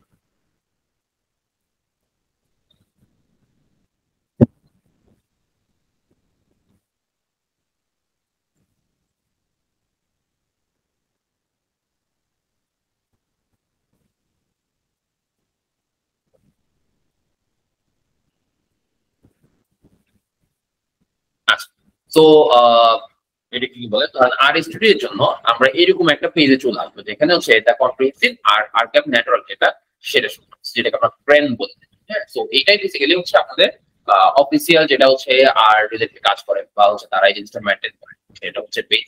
তো এই পেজে আসলে আপনি উইন্ডোজ এর জন্য যদি চান তাহলে সেক্ষেত্রে এখানে উইন্ডোজ এ ক্লিক করবেন। যদি হচ্ছে আপনি ম্যাক এর জন্য চান, হ্যাঁ, অ্যাপল এর ম্যাক, সেটার জন্য আপনি এখানে ক্লিক করতে পারেন। যদি আপনি লিনাক্স এর জন্য ইউজ করে থাকেন তাহলে সেক্ষেত্রে একটু লিনাক্স ক্লিক করুন। তো আমরা যেহেতু উইন্ডোজ এর জন্য এই জেনারেল কেস করে থাকি, সেক্ষেত্রে আমরা হচ্ছে উইন্ডোজ এ ক্লিক করব। তো উইন্ডোজ এ ক্লিক করার পর আপনি এইরকম একটা পেজে চলে আসবেন, ঠিক আছে। এই যে একটা পেজ, এরকম একটা পেজে চলে আসবেন। এই পেজের মধ্যে আর ফর উইন্ডোজ যেটা, এখানে বেসিক্যালি আমরা পেজ কোড যেটা, পেজটা হচ্ছে আমাকে ডাউনলোড করতে হবে। তো এখানে এই যে পেজ প্রথম যেটা install R for the first time, হ্যাঁ, তো আমরা এটার মধ্যে ক্লিক করব, ঠিক আছে। আচ্ছা, করার পর তারা এইটুকু একটা নতুন পেজে দেখাবে আমাদেরকে। তো দেওয়ার পর আমরা এই যে 4.5.2 যেটা হচ্ছে দেখে আসবে, তো এই ডাউনলোড আমরা ক্লিক করবো। ক্লিক করলে আমাদের ডাউনলোড এখান থেকে শুরু হয়ে যাবে, ঠিক আছে। তো এটা মোটামুটি ধরেন কত, প্রায় 86 এমবির মতো, হ্যাঁ, খুব বেশি বড় না। তো এইটা ডাউনলোড করতে থাকো। এর বাইরে আমরা আরেকটা জিনিস ডাউনলোড করে আসি। তাহলে আমরা ফার্স্ট একটা কি করছি, আর এর যে বেস কোড যেটা, হ্যাঁ, হচ্ছে বেস হচ্ছে স্ক্রিপ্ট যেটা, যেটাতে আমি আর প্রোগ্রামিং ল্যাঙ্গুয়েজ কাজ করবো, তো সেটার জন্য অবশ্যই তার স্ক্রিপ্টটা আমার দিতে হবে। তো ওই বেস স্ক্রিপ্টটা আমরা বেসিক্যালি এখন ডাউনলোড করব। এখন আমরা যেটা করব সেটা হচ্ছে আমাকে ওই আর প্রোগ্রামিং ল্যাঙ্গুয়েজটা ঠিকভাবে চালানোর জন্য, হ্যাঁ, ঠিকভাবে হচ্ছে এটাকে হ্যান্ডেল করার জন্য, ইউজ করার জন্য আমার অবশ্যই একটা সফটওয়্যার লাগবে, যেটাকে আমরা আইডিই বলতেছিলাম, হ্যাঁ। ওই আইডিটা হচ্ছে আর স্টুডিও। তো এখন আমরা আসি যে আর স্টুডিও যেটা, আর স্টুডিও ফর উইন্ডোজ, সেটা মধ্যে ক্লিক করবো। এখানে জাস্ট ক্লিক করলে হবে। তো ক্লিক করলে অটোমেটিক ভাবে আপনার এই যে দেখেন, হ্যাঁ, এটা হচ্ছে অ্যারাউন্ড কত 283, মানে 283 এমবি। তো খুব বেশি বড় না সফটওয়্যার গুলো, নর্মাল অনেক বড় সফটওয়্যার অনেক বেশি বড় হয়। তো এই সফটওয়্যার গুলো খুব বেশি বড় না, ছোট কিছু হচ্ছে সফটওয়্যার। তো এইগুলা ডাউনলোড হতে থাকুক, দেন হচ্ছে আমরা স্টেপ বাই স্টেপ দেখবো এজ ইউজুয়াল নিয়ম অবশ্য, যে কিভাবে আমরা জিনিসটাকে ইনস্টল করে ফেলতে পারি, হ্যাঁ। তো এইভাবে এইটুকু অংশ হচ্ছে ডাউনলোড হয়ে যেতে থাকুক, আমরা জাস্ট বাকি অংশটা যাই, যে আমরা বেসিক্যালি জিনিসগুলো কিভাবে করবো না করবো। আচ্ছা, তো এখন দেখেন আমরা যে ডাটার কথা বলতেছি, আমাদের বিভিন্ন কিছু ডাটা আমরা কালেক্ট করলাম, হ্যাঁ। তো ওই ডাটাগুলা আমাকে অবশ্যই কি করতে হবে, আর স্টুডিওর মধ্যে ইম্পোর্ট করতে হবে, ঠিক না। তো এই যে কোনো একটা ডাটা আপনি হয়তো এক্সেল ফাইলে রাখছেন, ঠিক আছে। কোন একটা ডাটা যখন আপনি এক্সেল ফাইলে রাখছেন, ওই ডাটাগুলা আপনার যে সফটওয়্যার আর স্টুডিওর মধ্যে যে আনতে চাচ্ছেন বা আনার যে ওয়েটা, সেটা হচ্ছে ডাটা ইম্পোর্ট করা। তো ইম্পোর্ট মিনস হচ্ছে আমি যেহেতু আর প্রোগ্রামিং নিয়ে কাজ করবো আর স্টুডিওর মধ্যে, তাহলে ওই আর স্টুডিওর মধ্যে আমাকে অবশ্যই ডাটাটা ইনপুট দিতে হবে, ঠিক না, মানে নিয়ে আসতে হবে। তো নিয়ে আসার যে বিষয়টা থাকে সেটা হচ্ছে ডাটা ইম্পোর্ট করা। আচ্ছা, তো এরপর থাকে ডাটা ক্লিনিং। এগুলো ডাটা সায়েন্স নিয়ে যারা কাজ করেন বা ডাটা স্ট্যাটিস্টিক্যাল অ্যানালাইসিস নিয়ে যারা শুনতে থাকেন, তাদের মোস্ট পপুলার তিনটে টার্ম হচ্ছে ডাটা ইম্পোর্ট করা, ক্লিনিং করা, ম্যানিপুলেশন করা। কারণ আমি এই তিনটা করার পরে গিয়ে অ্যানালাইসিসটা করবো, হ্যাঁ, এগুলো হচ্ছে আমার ফান্ডা বিষয়। তাহলে আমি ফার্স্টে ডাটা নিয়ে আসলাম, নিয়ে আসা যে প্রসেস সেটাকে আমি বলবো কি, ডাটা ইম্পোর্ট করা, হ্যাঁ। সো হয়তো বলা হচ্ছে আপনার সিএসভি ফাইল থাকতে পারে বা এক্সেল ফাইল থাকতে পারে, ওই এক্সেল ফাইলটা আপনি আর এর মধ্যে নিয়ে আসছেন। এই প্রসেসটাকে আমরা কি বলতেছি, ডাটা ইম্পোর্ট করা। আরেকটা প্রসেস কি থাকবে, যে আমি ওই ফাইলটাকে আপনার অ্যানালাইসিস করার পর আমি এটাকে এক্সপোর্ট করব, ওই মানে হচ্ছে রেজাল্টটা আউটপুট দিব, ওই আউটপুটটাই বেসিক্যালি কি এক্সপোর্ট করা বোঝায়। আচ্ছা, তো ডাটা ইনপুট গেল। তো ডাটা ইনপুট আসার পর এক্সেল ফাইলে যে আপনার ডাটা থাকে সাধারণত এখানে কি থাকে, খুব সাজানো গোছানো থাকে না ডাটাগুলো, ঠিক না? তো ডাটাগুলা আমাকে কি করতে হবে, ক্লিনিং করতে হবে। তো ক্লিনিং বিষয়টা আসলে কি? তো ডাটা ক্লিনিং বলতে বোঝাবে এরকম, আপনার যে এক্সেল ফাইলটা আপনি ডাটাটা তুলছেন বা রাখছেন, ওখানে বেশ কিছু হয়তো বা নাল ভ্যালু থাকতে পারে, বেশ কিছু মিসিং ভ্যালু থাকতে পারে, বেশ কিছু এমনও হতে পারে যে ডুপ্লিকেট ভ্যালুও থাকতে পারে। ধরেন হচ্ছে একটা মান ছুঁয়ে আসছে, ঠিক আছে, বা কিছু কিছু আপনার দেখা গেল যে কলামে বা হচ্ছে সেলের মধ্যে ডাটা নাই, এমন হইতে পারে। সো এই ধরনের যে মিসিং ভ্যালু, এই ধরনের যে নাল ভ্যালু, এই যে ধরনের যে হচ্ছে ডুপ্লিকেট ভ্যালু, এগুলাকে ফার্স্ট অফ অল আমাকে বাদ দিয়ে দেন আমাকে অ্যানালাইসিস যেতে হবে। সো এইটা ডাটা থেকে বাদ দেওয়ার যে প্রসেস, সেটাকে মূলত বলা হয় ডাটা ক্লিনিং করা, ঠিক আছে। সো তাহলে আমার প্রথমত আমি এক্সেল ফাইল বা হচ্ছে সিএসভি ফাইল এর থেকে হচ্ছে যে ডাটাটা সেটা হচ্ছে আর এর মধ্যে নিয়ে আসবো, এটা হচ্ছে ডাটা ইম্পোর্ট গেলাম। তারপরে আমাকে করতে হবে ডাটাকে ক্লিন করতে হবে। সো ডাটাকে ক্লিন মিন্স হচ্ছে আপনি জাস্ট এটুকু বুঝবেন যে অ্যানালাইসিস, মূল অ্যানালাইসিস যাওয়ার আগে আপনার ডাটা থেকে ওই যে মিসিং ভ্যালু বা ডুপ্লিকেট ভ্যালু যেগুলো থাকে, হ্যাঁ, বা হচ্ছে এই ধরনের জিনিসগুলোকে আমি আগেই বাদ দিয়ে দিব, এটাই বেসিক্যালি আমার ডাটা ক্লিনিং। আচ্ছা, সো পরবর্তীতে দেখা গেল কি যে আমার আমি ডাটা ক্লিনিং করলাম ভালো কথা। এখন আমার অ্যানালাইসিসের জন্য দেখা গেল সব ধরনের ডাটা, হ্যাঁ, একসাথে আমার নির্দিষ্ট অ্যানালাইসিসের জন্য সব ধরনের ডাটা হয়তো বা একই সাথে প্রয়োজন পড়বে না। তখন আমরা কি করবো, আমার যেটুকু জিনিস দরকার সেটাকে আমরা ফিল্টার করে দিব, বা আমার যেটুকু ডাটা দরকার সেটাকে আমি সিলেক্ট করবো, ঠিক আছে। আবার আমার যেটুকু জিনিস দরকার সেটা হয়তো বা সামহাউ একটা জিনিস হয়তো বা একটু চেঞ্জ করতে চাচ্ছি, সেটাকে আমরা বলবো কি চেঞ্জ করা বা মিউটেট করা। হ্যাঁ, কোন একটা ডাটা বা কোন একটা সেলের কলাম আমি চাচ্ছি কি এটা হচ্ছে নামটা আমি চেঞ্জ করে দেবো, হ্যাঁ, আমি কলামের নামটা চেঞ্জ করতে চাচ্ছি, হ্যাঁ, তাহলে সেটাকে আমরা বলবো কি চেঞ্জ করা বা মিউটেট করা। এখানে প্রকৃত ভাষা আমরা বলবো মিউটেট করা। অথবা হ্যাঁ, আমার অ্যানালাইসিসের জন্য আমি ডাটাগুলোকে ধরেন একটু অ্যাসেন্ডিং অর্ডারে বা ডিসেন্ডিং অর্ডারে, হ্যাঁ, এভাবে সাজাবো, মানে বড় থেকে ছোট বা ছোট থেকে বড়, এভাবে যে কোনো একটা ওয়েতে জিনিসটাকে অ্যারেঞ্জ করবো বা সাজাবো। সো আমি যখন ডাটা ক্লিনিং করলাম, ক্লিনিং করার পরবর্তীতে আমি কি করব, ওই ডাটাগুলোকে দেখা গেলো আমার অ্যানালাইসিসের জন্য সবগুলো ডাটা হয়তো কিছু দরকার নাই, বা সবগুলো ডাটা আমি হয়তো কাজ করবো না, তখন আমার কি করতে হবে, ডাটাটা ফিল্টার করে ফেলতে হবে। আমার যেটুকু দরকার সেটুকু আমি নিব, অথবা আমি ডাটাগুলো সিলেক্ট করবো, অথবা আমার নির্দিষ্ট কিছু ডাটা যদি চেঞ্জ করার প্রয়োজন পড়ে বা মিউটেট করার প্রয়োজন পড়ে সেটা করতে পারি, অথবা ডাটাগুলোকে আমি সাজাই নিতে পারি, বড় থেকে ছোট বা ছোট থেকে বড় বা অ্যাসেন্ডিং বা ডিসেন্ডিং অর্ডারে সাজাতে পারি। তো এই যে বিষয়গুলো ফিল্টার করা, সিলেক্ট করা, মিউটেট করা বা অ্যারেঞ্জ করা, এই বিষয়গুলো বেসিক্যালি আমার ডাটা ম্যানিপুলেশনের মধ্যে হয়। সো ম্যানিপুলেট মিন্স হচ্ছে আপনি ওই ডাটার উপর বেসিক্যালি কিছু না কিছু একটা করছেন। কি করছেন, হয়তো বা ফিল্টার বা সিলেক্ট বা মিউটেট বা অ্যারেঞ্জ, হ্যাঁ, যে কোনোটাই হতে পারে। তো এই বিষয়গুলো যেখানে থাকবে ওই বিষয়টাকে আমরা বেসিক্যালি বলি হচ্ছে ডাটা ম্যানিপুলেশন। তাহলে ফার্স্ট অফ অল আমি ডাটা আনলাম, সেটা হচ্ছে ডাটা ইম্পোর্ট করা। দেন হচ্ছে আমি ডাটাগুলোকে যে মিসিং ভ্যালু বা ডুপ্লিকেট গুলোকে বাদ দিলাম, সেটা হচ্ছে ডাটা ক্লিনিং করা। এবং পরবর্তীতে আমার অ্যানালাইসিস থাকে আরেকটা ধাপ কি, এটা হচ্ছে ডাটা ম্যানিপুলেশন করা, হ্যাঁ, হয়তো ফিল্টার বা সিলেক্ট বা মিউটেট বা হচ্ছে অ্যারেঞ্জ করা। তো এটা আমার ডাটা ম্যানিপুলেশনের মধ্যে পড়ছে, ঠিক আছে। আচ্ছা, সো এই যে পোর্শনটুকু হচ্ছে আমরা বলতেছি, হ্যাঁ, তো এখানে আরেকটা কিছু জিনিস হচ্ছে ইনক্লুড করে দিই। সেটা কিরকম, হয়তো নাম শুনবেন, আর প্রোগ্রামে হয়তো আগে যারা শুনে তাদের প্রবলেমে আমি বলে দিচ্ছি। এই যে আর প্রোগ্রামিং ল্যাঙ্গুয়েজ, এই প্রোগ্রামিং ল্যাঙ্গুয়েজে কিছু বিল্ড ইন প্যাকেজ থাকে, মানে আমাদের অ্যানালাইসিস গুলো আরেকটু সহজ ভাবে সুন্দর ওয়েতে হচ্ছে হ্যান্ডেল করার জন্য তারা বিল্ড ইন ভাবে বেশ কিছু প্যাকেজ অলরেডি দেওয়া আছে। তার মধ্যে খুব পপুলার একটা হচ্ছে প্যাকেজ হচ্ছে এই টিডিভার্স। সো টিডিভার্স হচ্ছে বেসিক্যালি আমরা হয়তো সামনে কোডের মধ্যে দেখবো। সো টিডিভার্স হচ্ছে বেসিক্যালি হচ্ছে আর প্রোগ্রামিং যে হচ্ছে ল্যাঙ্গুয়েজ, এই প্রোগ্রামিং ল্যাঙ্গুয়েজে অ্যানালাইসিস গুলো ঠিকভাবে করার জন্য বা আইপি ইজি ওয়েতে সহজভাবে হ্যান্ডেল করার জন্য আমার একটা প্যাকেজ বলা হয়। হ্যাঁ, আর প্রোগ্রামিং এর প্যাকেজ হচ্ছে টিডিভার্স। তো এই টিডিভার্সটা আমার অনেকগুলো ডাটা আমি একই সাথে হচ্ছে অ্যানালাইসিস করতে পারি, একই সাথে ফিল্টার করতে পারি, হ্যাঁ, যে কোনো কিছু এই ধরনের জিনিসগুলো আমি যাতে খুব সহজে করতে পারি, অনেকগুলো ডাটার উপর করতে পারি। তো এই জন্য আমার বিল্ট ইন যে প্যাকেজ, সেই প্যাকেজটাকে বলা হয় টিডিভার্স। তো এই টিডিভার্স এর আন্ডারে বেশ কিছু ছোট ছোট কিছু হচ্ছে আপনার কি বলবো ছোট ছোট প্যাকেজ আছে, মানে বড় প্যাকেজের আন্ডারে ছোট ছোট কিছু প্যাকেজ আছে, হ্যাঁ, বা হচ্ছে বড় একটা ছাতার আন্ডারে ছোট ছোট কিছু পোর্শন আছে। তো এই টিডিভার্স এর এক একটা পোর্শন নাম হয়তো শুনবেন যে ডিপ্লয়ার, ডিপিএলওয়াই। ডিপ্লয়ার হচ্ছে ডাটা ম্যানিপুলেট, একটু আগে যে বললাম না যে ফিল্টার সিলেক্ট এই ধরনের বিষয়গুলো সহজ ভাবে করার জন্য আমরা যে প্যাকেজটা ইউজ করি সেটা হচ্ছে ডিপ্লয়ার। এরপর হচ্ছে ডাটা ভিজুয়ালাইজ করার জন্য হচ্ছে ggplot। জিজি মিনস হচ্ছে গ্রামার অফ গ্রাফিক্স।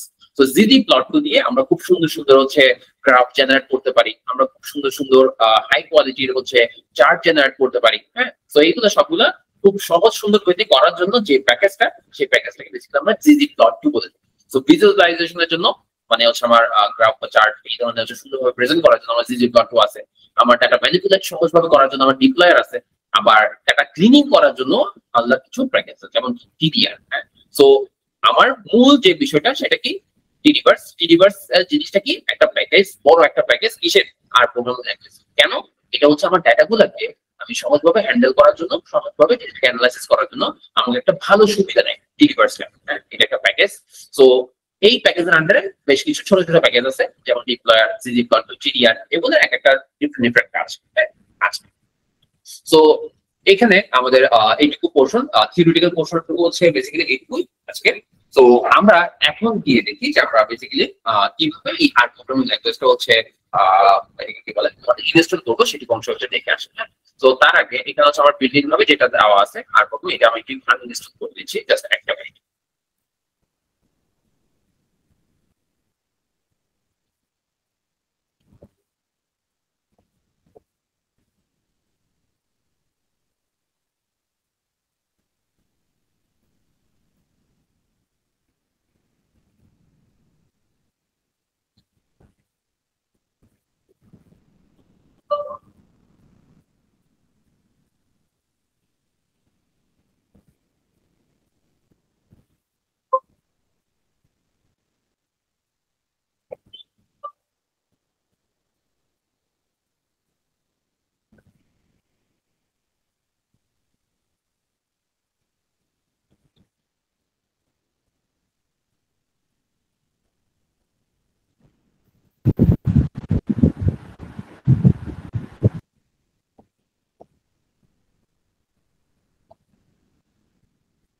আচ্ছা, তো আমার এখানে যে স্টুডিওটা ছিল, এটা হচ্ছে আমি আনইনস্টল করে দিলাম, যাতে হচ্ছে আমি নতুন ভাবে আপনাদেরকে হচ্ছে জিনিসটা দেখাতে পারি যে কিভাবে আপনারা জিনিসটা করতে পারবেন।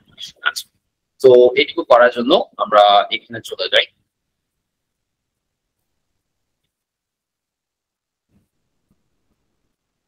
আশা করি আমার স্ক্রিনটা দেখতে পাচ্ছেন। তো আমরা বেসিক্যালি ওই যে আর যেটা বেস গ্রুপ, হ্যাঁ, সেটা হচ্ছে আমার পার্সোনাল হচ্ছে ইনস্টল করতে হবে। তো এটার জন্য হচ্ছে আমার যেটা আর 4.5.2 যেটা উইন্ডোজ এর জন্য, সেটা হচ্ছে আমরা এখানে হচ্ছে ক্লিক করলে একটু ওয়েট করবে।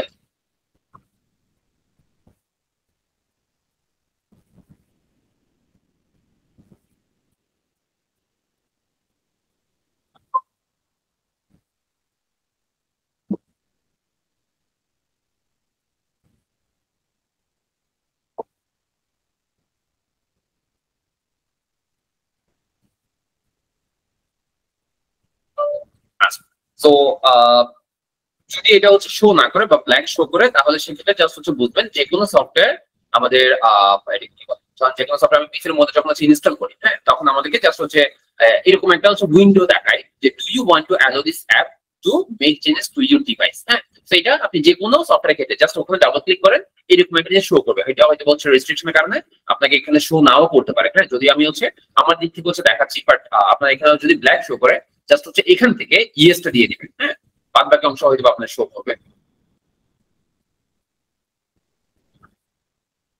আচ্ছা, সো ইয়েস দিয়ে দেওয়ার পর এরকম আমরা হচ্ছে একটা পোর্শন পাবো, যেখানে আমরা বেসিক্যালি এই যে সিলেক্ট ল্যাঙ্গুয়েজটা সিলেক্ট করতে বলবে। তো আমরা এখান থেকে হচ্ছে ল্যাঙ্গুয়েজ সিলেক্ট করলাম। তো করার পর, হ্যাঁ, আমরা হচ্ছে এখানে নেক্সট দিব। তো নেক্সট দেওয়ার পর আমরা কোন ড্রাইভে হচ্ছে এটা সেট আপ করতে চাই, যেহেতু হচ্ছে আমার সি ড্রাইভে থাকে, তখন আমি হচ্ছে নেক্সট দিলাম। হ্যাঁ, তো দেওয়ার পর এখানে জাস্ট যেটা আছে সেটা থাকুক, নেক্সট দিলাম। দেন হচ্ছে নেক্সট। তো নেক্সট দিলে এটা হচ্ছে ইনস্টল হয়ে যাবে, একটু সময় নিবে, কম বেশি হয়তো হচ্ছে আপনার পিসি আসলে হতে পারে।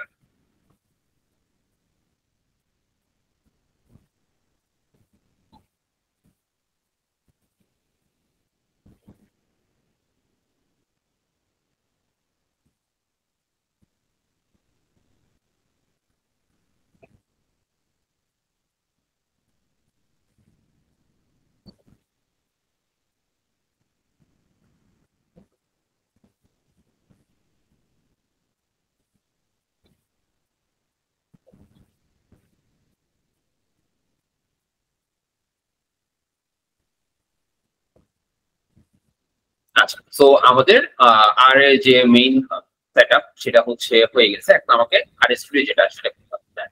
তো আর প্রোগ্রামটি গেল। এবার হচ্ছে আমরা আর স্টুডিও যেটা করছিলাম সেটা হচ্ছে আমরা এখানে সেম টু সেম ভাবে করতে পারি। তো এখানে যদি হচ্ছে আমরা ডাবল ক্লিক করি,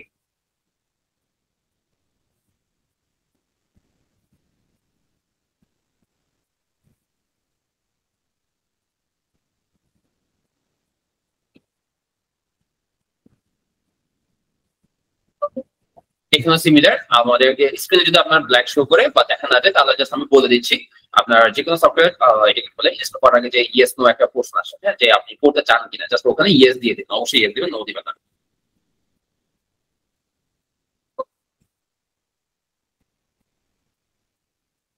আচ্ছা, এটা হচ্ছে আগে যেটা সেটা আমি একটু ক্লোজ করে দিই।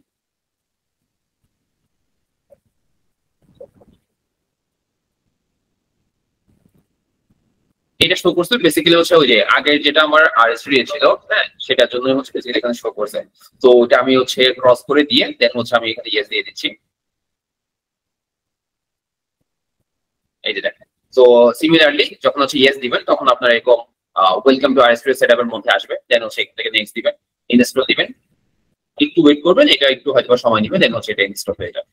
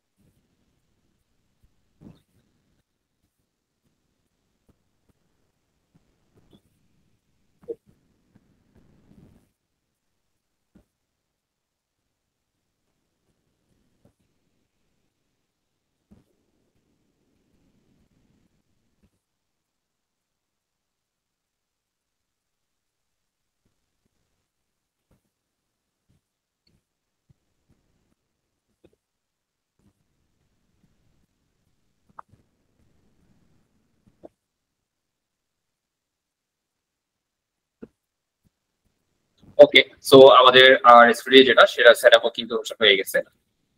আমরা জাস্ট ফিনিশ বাটনে ক্লিক করে দিব।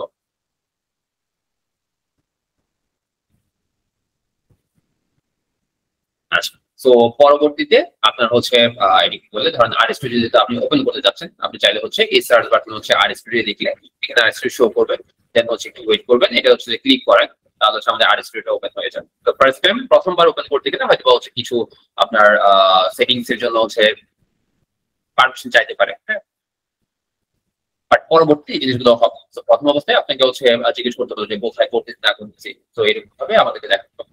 তো আমার যেহেতু 64 বিট, আপনার বিট একটু নাইনটি রেখে দিবেন, তাহলে সেই অনুযায়ী আমরা হচ্ছে এটাকে বলা হয় আমরা 64 বিট দেখলাম, এটা হচ্ছে সিলেক্ট করলাম, বাদ বাকিগুলো সিলেক্ট থাকবে।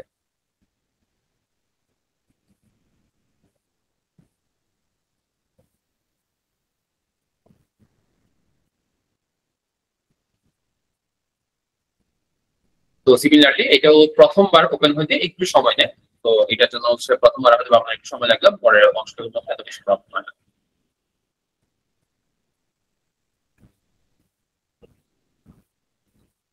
আচ্ছা, তো দেখেন এটা হচ্ছে আমাদের নতুন আর স্টুডিও। প্রথম অবস্থায় হয়তো বলছে যেহেতু আমার এখানে বেশ কিছু জিনিস হচ্ছে আগে থেকে সেট আপ করা ছিল, তো সেজন্য সেই ধরনের কোডগুলো হয়তো দেখাচ্ছে, আপনার ক্ষেত্রে হয়তো এই জিনিসগুলো দেখাবে না।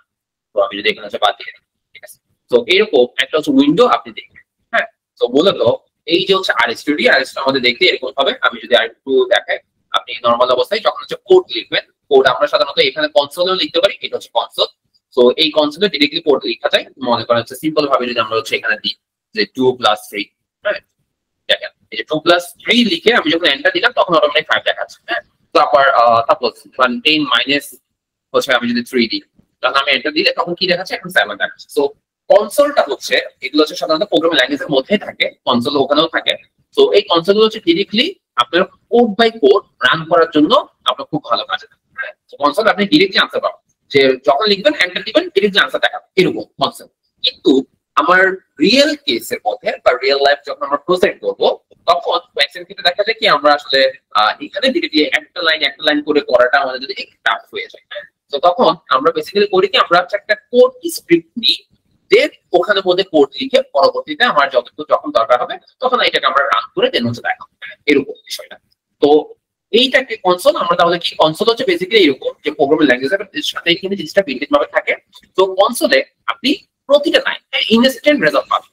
তো আপনি যেমন দেখলেন যে 2+3 লিখলাম 5 আসলো, 10-3 লিখলাম 7 আসলো। হ্যাঁ, তো যেটাই লিখে না কেন, ধরেন হচ্ছে আমি এখানে যদি দেখাই, এই যে দেখেন 10, এটা যে ইনটু সাইন হচ্ছে এটা। হ্যাঁ, আবার হচ্ছে ডিভাইড বাই আপনি দেখতে পারেন, ধরেন হচ্ছে এই যে ডিভাইড। তো এখানে আমি যা যা কিছু লিখতেছি, প্রতিটা লেখার পর আমি জাস্ট কি করলাম, এন্টার দিচ্ছি। সো কিবোর্ডে এন্টার চাপলেই তখন সেটা কিন্তু কি হয়ে যাচ্ছে, আমাকে আউটপুট বা রেজাল্টটা শো করতেছে। কিন্তু এটা হচ্ছে কনসোলের কাজ, মানে আমি ইনস্ট্যান্ট রেজাল্টটা পাবো। কিন্তু রিয়েল লাইফে যখন আমরা কাজ করবো তখন আমাদেরকে আসলে একটা স্ক্রিপ্টের মধ্যে লিখতে পারলে, একটা আলাদা কোডের জন্য একটা পেজ থাকলে, সেটাতে আমি লিখলে লেখার পর অ্যানালাইসিস করতে গেলে আমাদের খুব বেশি সুবিধা হবে, হ্যাঁ, বড় বড় কাজে করার ক্ষেত্রে। তো এই জন্য আমরা কি করবো, একটা স্ক্রিপ্ট নিয়ে নিব। তো এটা কোথায় পাবেন, এই যে ফাইলে যাবেন, দেন এই নিউ ফাইল, যেটা নিউ ফাইলের মধ্যে যদি আসেন, জাস্ট ক্লিক করতে হবে না, এটা জাস্ট মাউসে হোভার করলে হবে। তো দেন এখানে এই প্রথম যেটা, হ্যাঁ, সো এটা হচ্ছে আর্ট স্ক্রিপ্ট, অথবা এটা একটা শর্টকাট আছে, control shift then and click করলে আপনার নতুন একটা এরকম স্ক্রিপ্ট চলে আসবে। সো স্ক্রিপ্ট বেসিক্যালি কোড যেখানে লেখা হয়, হ্যাঁ, স্পেসিফিক ভাবে আমরা কনসোলে লিখতে পারি, সেটা হচ্ছে লাইন বাই লাইন হচ্ছে আউটপুট দিবে। কিন্তু আমি চাচ্ছি কি, অনেকগুলো কোড আমি একসাথে লিখবো, দেন হচ্ছে আমার যখন প্রয়োজন হবে তখন আমি এটাকে হচ্ছে রান করে দেখবো যে আমার আউটপুট কি আসে। তো এই কোড স্ক্রিপ্টের লেখাটা আপনার জন্য অনেক বেশি হচ্ছে এফিসিয়েন্ট। আপনি কারোর সাথে হচ্ছে যদি কোড শেয়ারও করতে চান, তখন কোড স্ক্রিপ্টে লিখলেই সেটা আপনার জন্য আরো বেশি হ্যান্ডি ওয়েতে আপনি করতে পারবেন। হ্যাঁ, তো বেশ কিছু সুবিধা আছে কোড স্ক্রিপ্টের। তো এই জন্য আমরা যখন রিয়েল লাইফে কাজ করবো তখন সেক্ষেত্রে অবশ্যই এই ধরনের যে কোড স্ক্রিপ্ট, হ্যাঁ, এই কোড স্ক্রিপ্টের মধ্যে আমরা লিখবো। তো আমরা কোথায় গেছিলাম, ফাইলে গেলাম, নিউ ফাইলে গেলাম, দেন আর স্ক্রিপ্ট। তো এটা আরেকটা ওয়ে হচ্ছে কন্ট্রোল, কিবোর্ডে কন্ট্রোল শিফট চেপে ধরে দেন হচ্ছে যদি আপনি এন্ড বাটনটা ক্লিক করেন, তখন সেক্ষেত্রে কিন্তু আপনার এরকম নতুন স্ক্রিপ্ট তৈরি হবে। তো এখানে যদি আমি একটু নতুন একটা করি, সাপোজ কন্ট্রোল শিফট এন দিলাম, হ্যাঁ, তখন দেখেন আরেকটা চলে আসছে। হ্যাঁ, আবার যদি দিই কন্ট্রোল শিফট এন, তখন দেখেন আরেকটা চলে আসছে। তো বাই ডিফল্ট ভাবে তারা তাদের নামগুলো দিচ্ছে আনটাইটেল 1, আনটাইটেল 2, আনটাইটেল 3। আর প্রোগ্রামের মধ্যে সাধারণত এইভাবে দেওয়া থাকে। আর স্টুডিওর মধ্যে সাধারণত আনটাইটেল দিয়ে আসে। পরবর্তী যখন আমরা সেভ করবো, এই যে সেভ বাটন, এই পরবর্তী যখন আমরা সেভ করবো তখন হচ্ছে আমরা আমাদের সুবিধা মতো এখানে নাম দিয়ে সেভ করে দিতে পারি। সেক্ষেত্রে কোনো ধরনের কোনো ইস্যু নেই। তো যদি আমি কেটে দিতে চাই, জাস্ট এখানে দেখেন এই রাইট কর্নার হচ্ছে ক্রস বাটন, যেটা সেখানের মধ্যে আমি চাইলে কেটে দিতে পারি। ঠিক আছে, আচ্ছা। তো এভাবে করে আমরা স্টেপ বাই স্টেপ জিনিসগুলো হচ্ছে করতে পারি, যেটাতে হচ্ছে আমরা যখন আমরা কোড লিখবো, হ্যাঁ, এই রিয়েল কেসে যখন হচ্ছে আমরা কোড লিখবো, এই কোডটা আমাদের জন্য খুব বেশি হ্যান্ডি ওয়েতে ম্যানেজ করার জন্য আমার এই আর্ট স্ক্রিপ্টটা খুব বেশি দরকার হবে।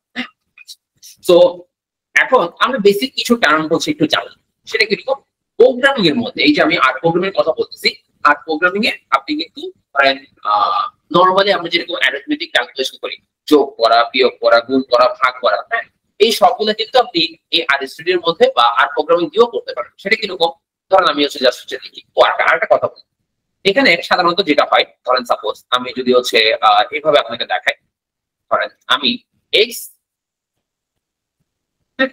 এই যে এইটা মানে কি, এটা একটু আমাদের বুঝতে হবে। সেটা হচ্ছে আমি যে কোনো কিছু চলক বল, না চলক বল হচ্ছে ভ্যারিয়েবল, চলক বা ভ্যারিয়েবল মানে কি, আমি চলক বলতে কি বোঝাই, কোনো একটা পাত্র, হ্যাঁ, বা কোনো একটা গ্লাস বলতে পারেন, যেখানে আপনি কোনো একটা জিনিস রাখতেছেন, কোন একটা ভ্যালু রাখতেছেন বা কোন একটা লেখা রাখতেছেন, যেটাই রাখেন না কেন ওইটাই হচ্ছে আপনার জন্য কি চলক হবে।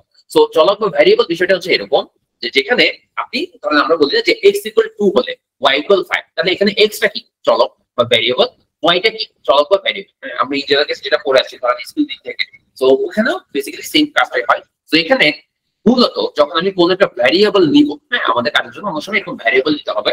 তো ভ্যারিয়েবল যখন নিব তখন এটা থাকবে বাম পাশে, দেন আমার হচ্ছে এই সাইনটা লিখতে হবে, যেটাতে আমি বেসিক্যালি কি বুঝাই যে x ইকুয়াল 4, মানে 4টাকে আমি x এর মধ্যে রাখবো, হ্যাঁ তখন কিন্তু ইকুয়াল না, আর প্রোগ্রামিং বেসিক্যালি এই সাইনটা দেওয়া হয়। তো এটা কিভাবে পাবেন, আপনি শিফট চেপে ধরে, আমি যদি এভাবে বলি শিফট দিলাম, শিফট চেপে ধরে আপনার এটা কি বলে ধরেন কিবোর্ডের এম এর পাশে, হ্যাঁ কমা যেটা হচ্ছে কি কি আছে না, ওই কিতে যদি ক্লিক করেন তখন এরকম একটা সাইন আসবে, যেটাকে হয়তো আমরা বলতে পারি যে x লেস দেন 4 বলি না, ওই লেস দেন সাইনটা। তারপর কি করতে হবে, তারপর হচ্ছে আপনার এখানে একটা হাইফেন দিতে হবে। হাইফেনটা কোথায় পাবেন, কিবোর্ডের জিরোর পাশে, হ্যাঁ কিবোর্ডের জিরো পাশে যেখানে আমি হাইফেন বা আন্ডারস্কোর দেওয়া আছে, কিবোর্ডের জিরো এবং প্লাসের মাঝখানে যে আইকনটা বা যে কিটা সেটাতে দিলে এরকম একটা আপনার এটা কি বলে সিম্বল চলে আসবে। তাহলে দেখেন এই পুরোটাকে একসাথে বলা হয় অ্যাসাইনমেন্ট অপারেটর।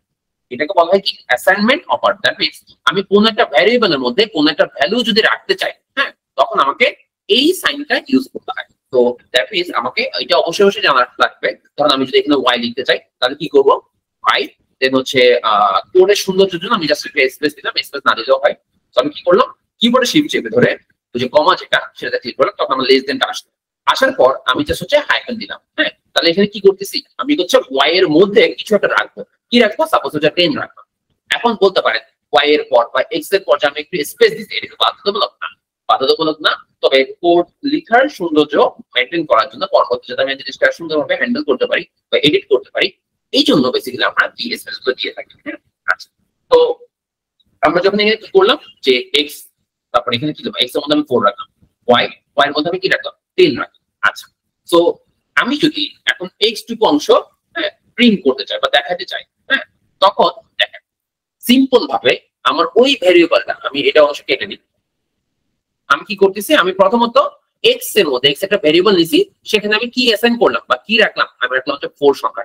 ঠিক আছে, আচ্ছা তো যেহেতু এটা একটা সংখ্যা, হ্যাঁ তো ওই সংখ্যাটা আমি কিসের মধ্যে রাখলাম, এক্স এর মধ্যে রাখলাম। এখন আমি দেখতে চাচ্ছি যে এক্স আমি লিখবো, রান দিব, তাহলে কি আসে। তাহলে দেখেন আমি এক্স রান দিলাম, মানে এক্স লিখলাম, লিখার পর ভ্যারিয়েবলটা শুধুমাত্র ভ্যারিয়েবলটা আমি রাখলাম, লিখার পর আমি যেটুকু অংশ রান দিতে চাচ্ছি ওইটুকু অংশ আমি হচ্ছে কি এই যে মাউস সিলেক্ট করে দিচ্ছি, এই যে দেখেন সিলেক্ট করলাম। করার পর কি করবো, এই যে রান বাটন, এটা বেশ কিছু ওয়েতে করা যায়, সেটা হচ্ছে শর্টকাট হচ্ছে কন্ট্রোল প্লাস এন্টার।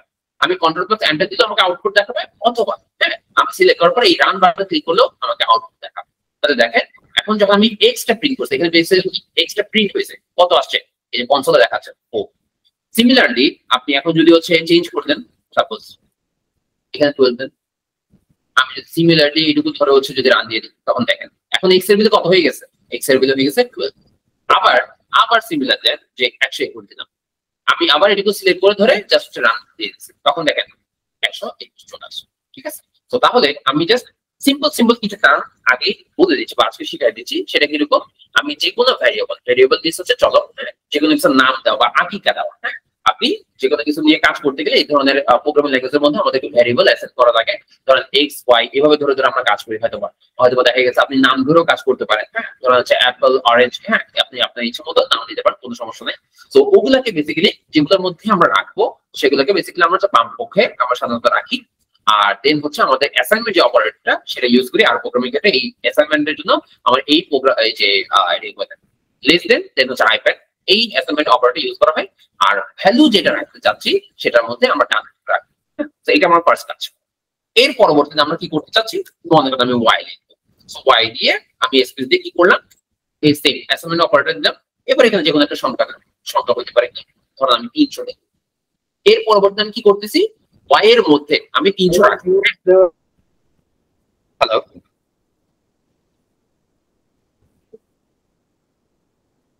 কেউ কিছু কি বলছেন?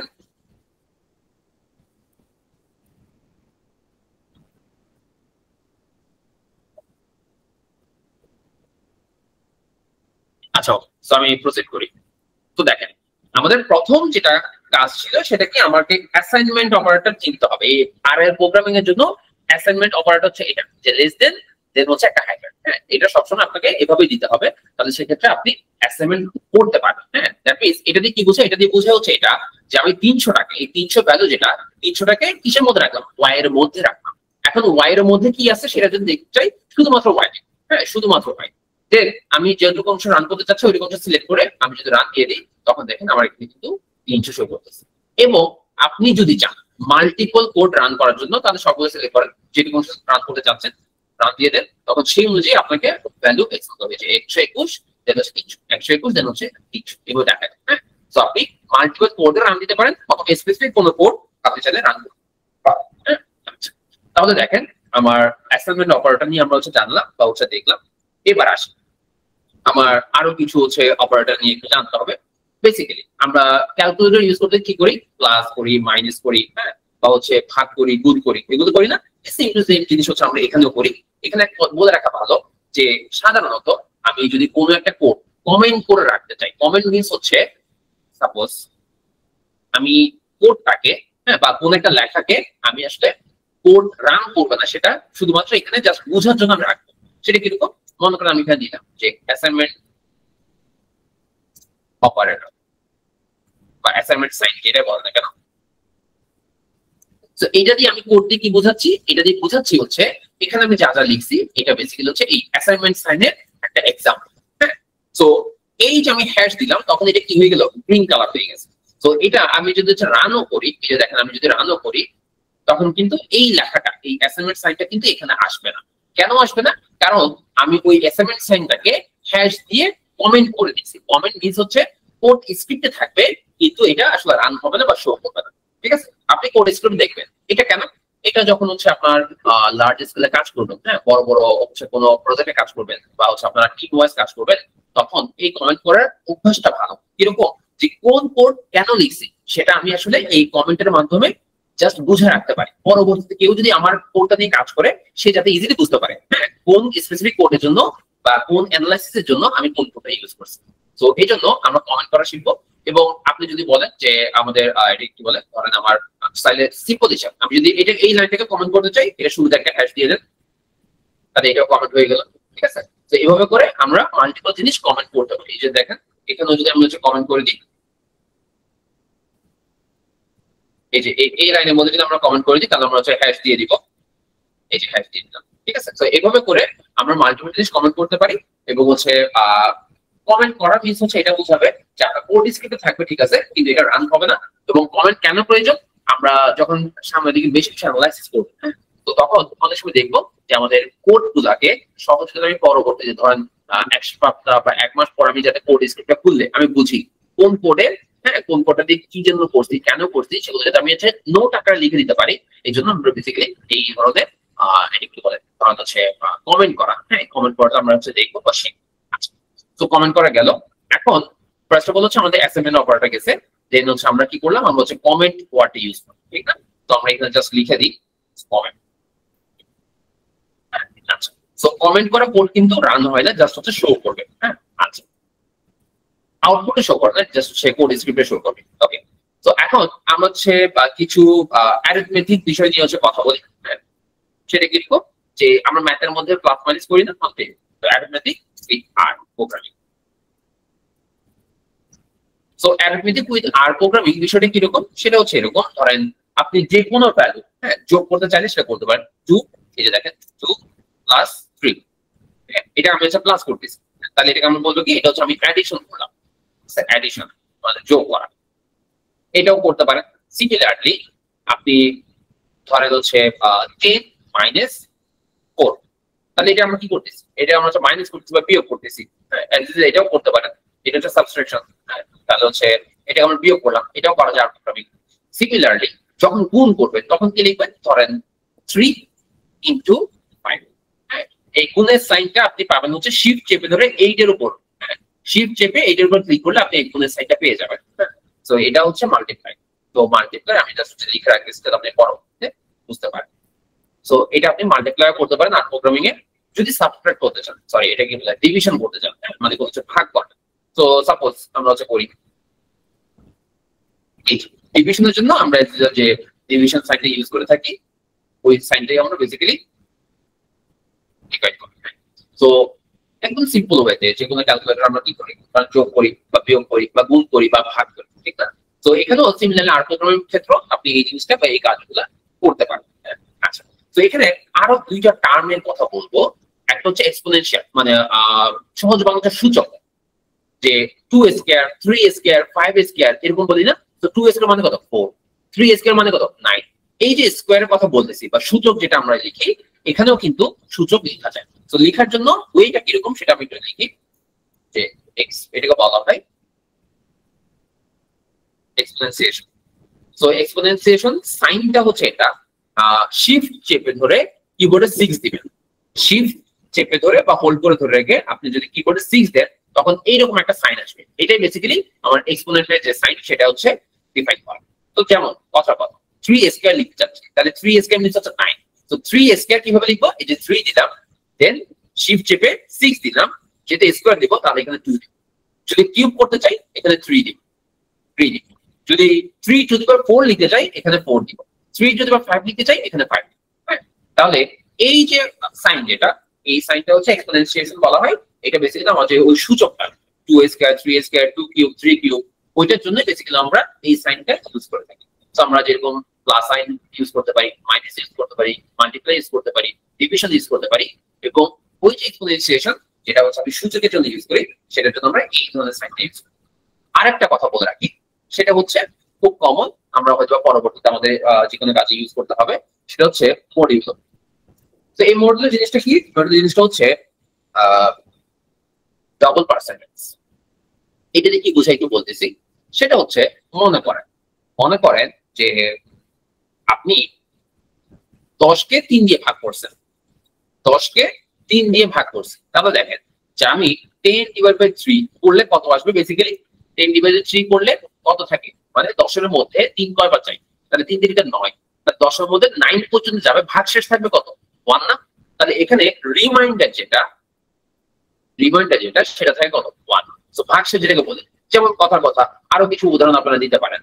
মনে করেন হচ্ছে 14, এই 14 কে আমি যদি হচ্ছে ধরেন 4 দিয়ে ভাগ করি, হ্যাঁ, তাহলে রিমাইন্ডারটা কত আসবে? 14 এর মধ্যে 4 কয়বার যায়? 4 কে 4 গুণ 8, 3 4 12, ঠিক না? সো 12 পর্যন্ত গেছে, এরপর কি আর যায় না? তাহলে 3 4 12 পর্যন্ত গেছে, ভাগশেষ কত থাকতেছে? 14 এর মধ্যে 2, তাহলে রিমাইন্ডার হবে, ঠিক না? সো এই মডিউলের কাজ হচ্ছে বেসিক্যালি এইটা বোঝায় যে ধরেন আমি 10 মডিউলে 3 দিছি, তখন আমাকে বেসিক্যালি এই 1 শো করবে। তো 1 মিন্স হচ্ছে আমি কোন সংখ্যা দিয়ে ভাগ করার পর রিমাইন্ডার যত থাকে, হ্যাঁ, বা ভাগশেষ যেটা থাকে সেটাই বেসিক্যালি এই মডিউল দিয়ে প্রেজেন্ট করা হয়। তাহলে এই কথাটা যে মিট করে, আমি সেম কথা যদি এখানে লিখি, আমি এই জায়গায় লিখছি, এই সেম জিনিসটা এভাবে লিখতেছি। সো আমি এখানে কি লিখবো, যে মডিউলের সাইডে দিলাম দ্যাট মিন্স হচ্ছে ডাবল পার্সেন্টেজ সাইনটা, হ্যাঁ, দুইবার হচ্ছে পার্সেন্টেজ দিলাম, ফার্স্টে একটা দিলাম দেন আবার দিলাম। সো 10 মডিউলো দেন হচ্ছে 3। সো এইটার ভ্যালুটা কত আসবে? এটা ভ্যালুটা আসবে 1। হ্যাঁ, জাস্ট এটা মাথায় রাখেন যে আমি এই সংখ্যাটাকে বামের সংখ্যাটাকে এই সংখ্যা দিয়ে ভাগ করব, ভাগ করার পর ভাগশেষ যত সেটাই হচ্ছে আমাকে মডিউলটা দেয়। সো এখানে সিমিলারলি যদি আমি দেখাই 14, তারপর কি করবেন? মডিউলো দেন হচ্ছে 2। তাহলে 14 কে 2 দিয়ে ভাগ করা, সরি 2 না 4, 14 কে যখন আমি 4 দিয়ে ভাগ করবো তাহলে কত আসে? 3 4 12 পর্যন্ত যাই, এরপর ভাগশেষ কত থাকে? ভাগশেষ থাকে হচ্ছে আপনার, তাহলে কি থাকবে? তো যখন আপনি এইটা লিখবেন তখন ভ্যালু পাবেন 2, যখন আপনি এইটা লিখবেন তখন ভ্যালু পাবে 1। সো মডিউল বেসিক্যালি আপনাকে রিমাইন্ডার যেটা, হ্যাঁ, সেটা হচ্ছে বেসিক্যালি হচ্ছে আপনাকে প্রোভাইড করে থাকে। এভাবে করে আমরা মডিউলের সাহায্যে এই কাজগুলো দেখতে পারি। সো এগুলো হচ্ছে খুব কমন কিছু জিনিস। ফার্স্ট অফ অল আমাদের এটা জানতে হবে যে আমি অ্যাসাইন করার জন্য, ভ্যারিয়েবলে অ্যাসাইন করার জন্য আমি এই অপারেটর ইউজ করব। দেন কমেন্ট করাটা শিখবো। কমেন্ট মিন্স হচ্ছে এই কোডগুলো বেসিক্যালি আমি যখন রান দিব তখন কিন্তু এগুলো শো করবে না। আরেকটা বিষয়, আমরা অ্যাজ ইউজুয়াল অ্যারিথমেটিক যে অপারেশন, প্লাস করা, অ্যাডিশন করা, মাইনাস করা, গুণ করা, ভাগ করা, এই সবগুলো কিন্তু সেম টু সেম ওয়েতে এই সাইনগুলো ইউজ করে আমরা করতে পারি। আরেকটা বিষয় থাকে, দুইটা বিষয়, সেটা হচ্ছে একটা সূচক যখন আমরা প্রোভাইড করবো তখন হচ্ছে 2 স্কয়ার 3 স্কয়ার 5 স্কয়ার, ওই এক্সপোনেনশিয়াল বেসিক্যালি লেখা হয়ে হচ্ছে এই সাইন দিয়ে। সো 3 স্কয়ার বুঝছে এটা, হ্যাঁ, সাপোজ হচ্ছে আপনি 3 স্কয়ার না হয়ে ধরেন এরকম আপনি বলতেছেন 3 টু দি পাওয়ার 4, তাহলে 3 টু দি 6 টু দি পাওয়ার 4, তাহলে কিভাবে লিখবেন? এই যে 6 তারপর ওই এক্সপোনেনশিয়াল যে সাইনটা সেটা দেন হচ্ছে 4 লিখবেন। এটা বোঝাচ্ছে 6 টু দি পাওয়ার 4 এরকম বোঝায়। আর একটা বিষয় থাকে সেটা কি মডিউলো। তো মডিউলো যেমন হচ্ছে এটার ক্ষেত্রে আমরা আসি মনে করেন 21। তো 21 কে মডিউলো দিলে যদি আমি 2 দিয়ে দিই তাহলে ভ্যালুটা কত আসবে? 21 কে 2 দিয়ে ভাগ করার পর তাহলে কত আসে? 10 দুগুণ 20, ঠিক না? লাস্ট 20 পর্যন্ত যাই। 21 এর মধ্যে 2 যদি আমি ভাগ করতে যাই লাস্টে 20 পর্যন্ত যাই, ভাগ শেষ কত থাকে? 1 না? তাহলে এই 2 মডিউলো 2 21 মডিউলো 2 যেটা সেটা ভ্যালু আসবে 1। তো এইভাবে করে আমার মডিউলের কাজটাও আমরা চাইলে দেখে রাখতে পারি। যেগুলো একদম খুব বেসিক কিছু কাজ, হ্যাঁ, যদি আমার হচ্ছে সেভ করার প্রয়োজন পড়ে আমার কোডটা, তখন আমরা হচ্ছে জাস্ট হচ্ছে এই কোড স্ক্রিপ্ট যেটা এই সেভ বাটনে ক্লিক করব। আমি যেই জায়গার মধ্যে হচ্ছে একটু রাখতে চাচ্ছি সাধারণত আর স্ক্রিপ্টের এক্সটেনশন হচ্ছে .r, হ্যাঁ, যেগুলো প্রতিটা ফাইলের এক্সটেনশন থাকে, ঠিক না? যেমন হচ্ছে আপনি ইমেজের, হ্যাঁ, আপনার এক্সটেনশন কি থাকে? যে কোনো ছবি হয়তো .png, হ্যাঁ, .jpg এরকম এক্সটেনশন থাকে, বা ভিডিওর ক্ষেত্রে কি থাকে? .mp4, হ্যাঁ। সো এগুলো হচ্ছে বেসিক্যালি কি এক্সটেনশন। সেম টু সেম ভাবে আর স্ক্রিপ্টে বা আর কোডের যেটা ফাইল সেটার এক্সটেনশন হচ্ছে .r। সো যখন আপনি এটা সেভ করবেন তখন সেভের টাইপ কিন্তু .r থাকবে। এরপর আপনি এখানে একটা নাম দিতে পারেন। মনে করেন হচ্ছে আমি এখানে নাম দিয়ে দিই ওরিয়েন্টেশন, হ্যাঁ, জাস্ট এইটুকু লিখলাম। আমি যদি সেভ করে ফেলি তাহলে সেক্ষেত্রে আপনার কোড স্ক্রিপ্টের অংশটুকু সেভ হয়ে যাবে। এখন এখানে রেড আইকন কেন শো করতেছে? কারণ এইটা বেসিক্যালি হচ্ছে কি, এটা এভাবে থাকে না, হ্যাঁ, এটা হচ্ছে আমরা কমেন্ট করে দিনে দেখে এই জিনিসটা এইভাবে দেখাচ্ছে। জাস্ট হচ্ছে আমি জাস্ট ফর শো দেখানোর জন্য এই জিনিসটা করা, হ্যাঁ। আচ্ছা, তো তখন আমার হচ্ছে পরবর্তী কোনো চেঞ্জ আসার পর আমি জাস্ট সেভ বাটনে ক্লিক করলে অটোমেটিক ভাবে এটা সেভ হয়ে যাবে। আমি যদি ডক ফাইল সেভ করি বা ওয়ার্ডের মধ্যে সেভ করি, ঠিক আছে? আচ্ছা, সো এই ছিল আমাদের ফার্স্ট অফ অল আজকে যে ওরিয়েন্টেশন। এই ওরিয়েন্টেশনের টপিকস আপনাদের কারো যদি কোনো কোয়েশ্চেন থাকে, কোনো কোয়েরি থাকে, বা কোনো কোর্স আজকে আমাদের আর প্রোগ্রামিং যে কোর্সটা সেই রিলেটেড যদি কোনো কোয়েশ্চেন থাকে তাহলে কাইন্ডলি হচ্ছে আনমিউট করে বলতে পারেন।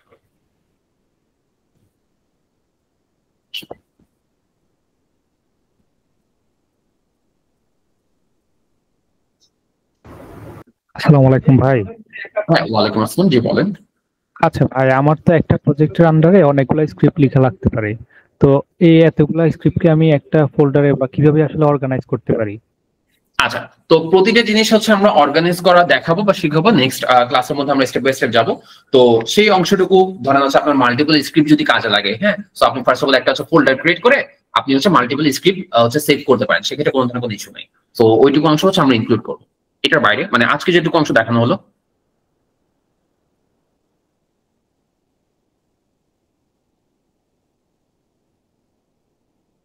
আর হচ্ছে ভাই, কমেন্ট করার কোনো শর্টকাট আছে কি? জাভাস্ক্রিপ্টে যেমন কন্ট্রোল প্লাস স্ল্যাশ দিয়ে আমরা করি। আচ্ছা, কমেন্টের যে শর্টকাট, হ্যাঁ, তো কমেন্টের জন্য হচ্ছে আমরা বেশ কিছু হচ্ছে শর্টকাট দেখবো। কমেন্টের অংশটুকু হচ্ছে আপনি নর্মাল ক্ষেত্রে যেটা আমরা করি সেটা হচ্ছে এই যে হ্যাশ দিয়ে দেওয়া, হ্যাঁ। তো এটার বাইরে যদি মাল্টিপল ওয়েতে হচ্ছে আপনি করতে চান, সাপোজ আমি যদি এইভাবে দেখাই, এইটুকু অংশ মনে করেন আমার বাদ থাকলো, হ্যাঁ। তো এভাবে করে যদি আমরা দিই তাহলে সেক্ষেত্রে কন্ট্রোল শিফট আর হচ্ছে সি দিবেন। কন্ট্রোল শিফট দেন হচ্ছে সি দিলে আমি অটোমেটিক ভাবে মাল্টিপল যতটুকু আমি সিলেক্ট করবো ততটুকু কিন্তু আমার কমেন্ট হয়ে যাবে। তো আমি জিনিসটা হচ্ছে একটু লিখে দিই যে কমেন্ট শর্টকাট, সেটা হচ্ছে আপনার বেসিক্যালি কন্ট্রোল, হ্যাঁ, কিবোর্ডে কন্ট্রোল চেপে ধরবেন, দেন হচ্ছে শিফট, এর বাইরে হচ্ছে সি দিবেন। সো এইটুকু পোর্শন যদি আপনি হচ্ছে মাল্টিপল যতটুকু আপনি সিলেক্ট করবেন ততটুকু হচ্ছে এটা কমেন্ট হয়ে যাবে। আর ম্যানুয়ালি যদি করতে চান তাহলে সেক্ষেত্রে যে লাইনটা করবেন সেই লাইনের আগে আপনি হ্যাশ দিয়ে দিলে সেটা হচ্ছে কমেন্ট আউট হয়ে যাবে। আর যদি কার কোনো কোয়েশ্চেন থাকে? থ্যাংক ইউ ভাই। Okay, thank you so much. Hello, হ্যাঁ, মুনতাসির ভাই বলেন। জি, আমি জানতে চাচ্ছি যে আপনি আজকে হচ্ছে আপনার ডিসকাশনটা কি হচ্ছে আপনারা প্রোভাইড করবেন as A slide or recording, মানে আমি যেটুকু কথাটা হচ্ছে ঠিক আমরা ক্লিয়ার না। প্রোগ্রেস করেছি। মুনতাসির ভাই কাইন্ডলি একটু আবার বলবেন। আপনি শুনতে পাচ্ছেন ক্লিয়ারলি এখন? জি জি জি জি। জি, আমি জানতে চাচ্ছি কি যে আজকে ডিসকাশনটা কি আপনারা প্রোভাইড করবেন স্লাইড আকারে অর রেকর্ডিং, যেমন হচ্ছে যেটুকু আপনারা হচ্ছে অ্যাডভান্স করেছেন এই কোডিং এর সেক্টরটাতে সেটুকু। আচ্ছা আচ্ছা আচ্ছা, আমরা হচ্ছে রেকর্ডিং ও প্রোভাইড করব, কোড স্ক্রিপ্টও প্রোভাইড করব, দেন ডক ফাইল যেটা ইউজ করা হয়েছে সেটাও প্রোভাইড করব। আচ্ছা sir, thank you. Okay, welcome. তো আজকে আসলে বেসিক্যালি ওরিয়েন্টেশন বা হচ্ছে একদম এখানে জিরো লেভেলের মানুষজন আছে দেখে হচ্ছে কিছু হয়তো বা থিওরিটিক্যাল বিষয় থেকে আমরা হচ্ছে শুরু করছি এবং হচ্ছে যেহেতু থিওরিটিক্যাল বা এইটুকু জিনিস হয়তো বা অনেকের কাছে কমন লাগতে পারে বা হচ্ছে হয়তো আপনারা জানেন বলতে পারেন। তো কিন্তু আমাদের জিনিসটা হচ্ছে যেহেতু একদম জিরো বা বিগিনার ফ্রেন্ডলি, তো সেক্ষেত্রে আমাদের কিছু টপিক ডিসকাস করা লাগতো, সেই জিনিসটা আমরা ডিসকাস করলাম। আমরা কিভাবে জিনিসটা হচ্ছে অনেকের ক্ষেত্রে এই প্রবলেমটা ফেস করেন, হয়তো বা জানেন যে একটা সফটওয়্যার ইনস্টল করতে না পারে কি হইলো, কিন্তু এই জিনিসটা অনেকের ক্ষেত্রে হয় কারণ আমরা ট্রেনিং করতে গিয়ে আসলে অনেক কাছে বুঝছি যে এই ধরনের প্রবলেম ফেস করুন। তো এই জিনিসটা হচ্ছে আমার নিজেরটা ডিলিট করে দিয়ে হলেও জিনিসটা হচ্ছে স্টেপ বাই স্টেপ দেখালাম যে কিভাবে আপনি জিনিসটা করতে পারেন। হ্যাঁ, তো দেন হচ্ছে পরবর্তীতে আমরা যে সামনে ক্লাসগুলো আগাবো প্রতিটার মধ্যে হয়তো দেখা যাবে যে প্রথম কয়েকটা ক্লাস আমরা একটু স্লো পেসে আগাবো, পরে যখন হচ্ছে কোপ আপ হয়ে যাবে তখন হচ্ছে পরবর্তীতে আমরা স্টেপ বাই স্টেপ পুরো প্রজেক্ট ধরে ধরে আগাতে পারবো। তো তখন আমাদের প্রতিটা কোড স্ক্রিপ্ট হ্যাঁ আমরা হচ্ছে শেয়ার করবো আপনার সাথে, যাতে হচ্ছে আপনারা ওইটুকু কোড স্ক্রিপ্ট নিয়ে পরবর্তীতে কাজ করতে পারেন। কারণ এখানে এই ট্রেনিং করার উদ্দেশ্য এটাই যাতে হচ্ছে এই নির্দিষ্ট সার্টেন সময় পিরিয়ড পরে আপনি আপনার অ্যানালাইসিসে খুব সহজভাবে সুন্দরভাবে জিনিসটাকে কাজে লাগাইতে পারেন। হ্যাঁ, তো এখানে হয়তো দেখা গেছে আমার এক্সট্রা কোনো ইনফরমেশন দেওয়ার দরকার হলে সেটা হচ্ছে আমরা ডক ফাইল আকারে প্রোভাইড করবো। যদি হচ্ছে আপনার আমরা বলে দিব যে আপনি ডক ফাইলটা পড়লে তাহলে আরো একটু বেটার ভাবে হচ্ছে জিনিসটা জানতে পারবেন, বা হচ্ছে ওইটুকু জিনিস এখানে স্টোর করে দেওয়া আছে, আপনি সেটা একটু দেখতে পারেন। হ্যাঁ, তো এভাবে করে স্টেপ বাই স্টেপ আমরা হচ্ছে প্রতিটা যে বলে ধরনের বেশ কিছু ফিল্ডের মানুষজন এখানে আছেন, বেশ কিছু ব্যাকগ্রাউন্ডের মানুষ আছেন, তো তাদের অ্যানালাইসিসের পোর্শনটুকু যাতে সুন্দরভাবে হচ্ছে রিসার্চ ফোকাস ভাবে করে ফেলতে পারেন। তো ওইটুকুর প্রতিটা জিনিস এখানে হচ্ছে স্টেপ বাই স্টেপ পেয়ে যাবেন। আর কোডিং যদি আপনার কাছে কঠিন মনে হয়, হ্যাঁ এখানে হয়তো হচ্ছে দুই একজন থাকতে পারেন যাদের কাছে কোডিংটা কঠিন মনে হবে, তাদের ক্ষেত্রে আমি শুরুতেই বলে নিচ্ছি যে কোডিং যদি কঠিন মনে হয় একটু ধৈর্য ধরে হচ্ছে থিওরিটিক্যাল জিনিসগুলো শেখার ট্রাই করেন। কারণ কোড বেসিসে কোথায় কোথায় চেঞ্জ করবেন বা কোথায় চেঞ্জ করা লাগবে, হ্যাঁ কিভাবে জিনিসটা হচ্ছে আপনি অ্যানালাইসিস ইউজ করতে পারেন সেটুকু জিনিসও আমরা বলে দেবো। দ্যাট মিনস আপনি কোড স্ক্রিপ্ট পাইলেন বা টেমপ্লেট আপনি পেয়ে যাবেন, সেখানে কোথায় কোথায় চেঞ্জ করতে হবে জাস্ট এইটুকু পর্যন্ত শিখতে পারলে মোর দেন এনাফ, যদি আপনার কোডিং বিষয়টা হচ্ছে কঠিন মনে হয়। হ্যাঁ, আর যারা পারবেন যাদের হচ্ছে পসিবল যা শিখা জিনিসটা যে কোডিং জিনিসটা হচ্ছে যেভাবে বলতেছি, যেভাবে হচ্ছে ফান্ডামেন্টাল বিষয়গুলোর কথা বলেছি সেগুলো একটু ম্যানুয়ালি প্র্যাকটিস করতে পারলে সেটা রিকমেন্ডেড। আর যাদের ক্ষেত্রে কোডিংটা কঠিন লাগবে এটা খুব স্বাভাবিক, কারণ আমরা কোডিং রিলেটেড যেসব ট্রেনিং থাকে সেগুলোর ক্ষেত্রে অনেকের জন্য এই জিনিসটা ফেস করি যে তাদের আপনি যেভাবেই বোঝান না কেন বা যে ওয়েতে হচ্ছে দেখান না কেন অনেকের জন্য জিনিসটা একটু হার্ড মনে হয়। তো এটা আসলে ওইভাবে দেখার কিছু নাই। হ্যাঁ, আমরা হচ্ছে ডিমোটিভেট করবো না। তো সেটা কিভাবে আমরা ওভারকাম করতে পারি সেটুকুর জন্য আমরা এটুকু বলে দিচ্ছি যে কয়েকটা ক্লাস হচ্ছে ফান্ডামেন্টাল বিষয়ে হচ্ছে দেখাবো, বা কোডিং জিনিসটা যদি আপনার হচ্ছে একটু খুব বেশি কঠিন মনে হয় তাহলে হচ্ছে জাস্ট থিওরিটিক্যাল জিনিসগুলো একটু অ্যাটেন্ড করেন, দেখার ট্রাই করেন। পরবর্তীতে আমরা যখন প্রজেক্ট বেসিসে করবো, ধরেন আপনার এই প্রজেক্ট আসলে এটা করতে হবে, তো তখন দেখবেন যে আমার যেই ধরনের প্রজেক্ট আসুক না কেন সেই অনুযায়ী আমি কোথায় কোথায় কোডের অংশটুকু চেঞ্জ করবো, কাস্টমাইজ করবো, দেন রান দিব। হ্যাঁ, আমি আউটপুট হয়ে যাচ্ছি, সেটুকু পোর্শন আপনি খুব সহজে এখান থেকে পেয়ে যাবেন। সো যারা অ্যাডভান্স ওয়েতে জিনিসটা শিখতে চাচ্ছেন তারাও পারবেন, যারা হচ্ছে জাস্ট অনেকটা শর্টকাট ওয়েতে জিনিসটা হচ্ছে টেম্পোরারি ইউজ করে শিখতে চাচ্ছেন তারাও জিনিসটা এখান থেকে হচ্ছে বেনিফিটেড হবে।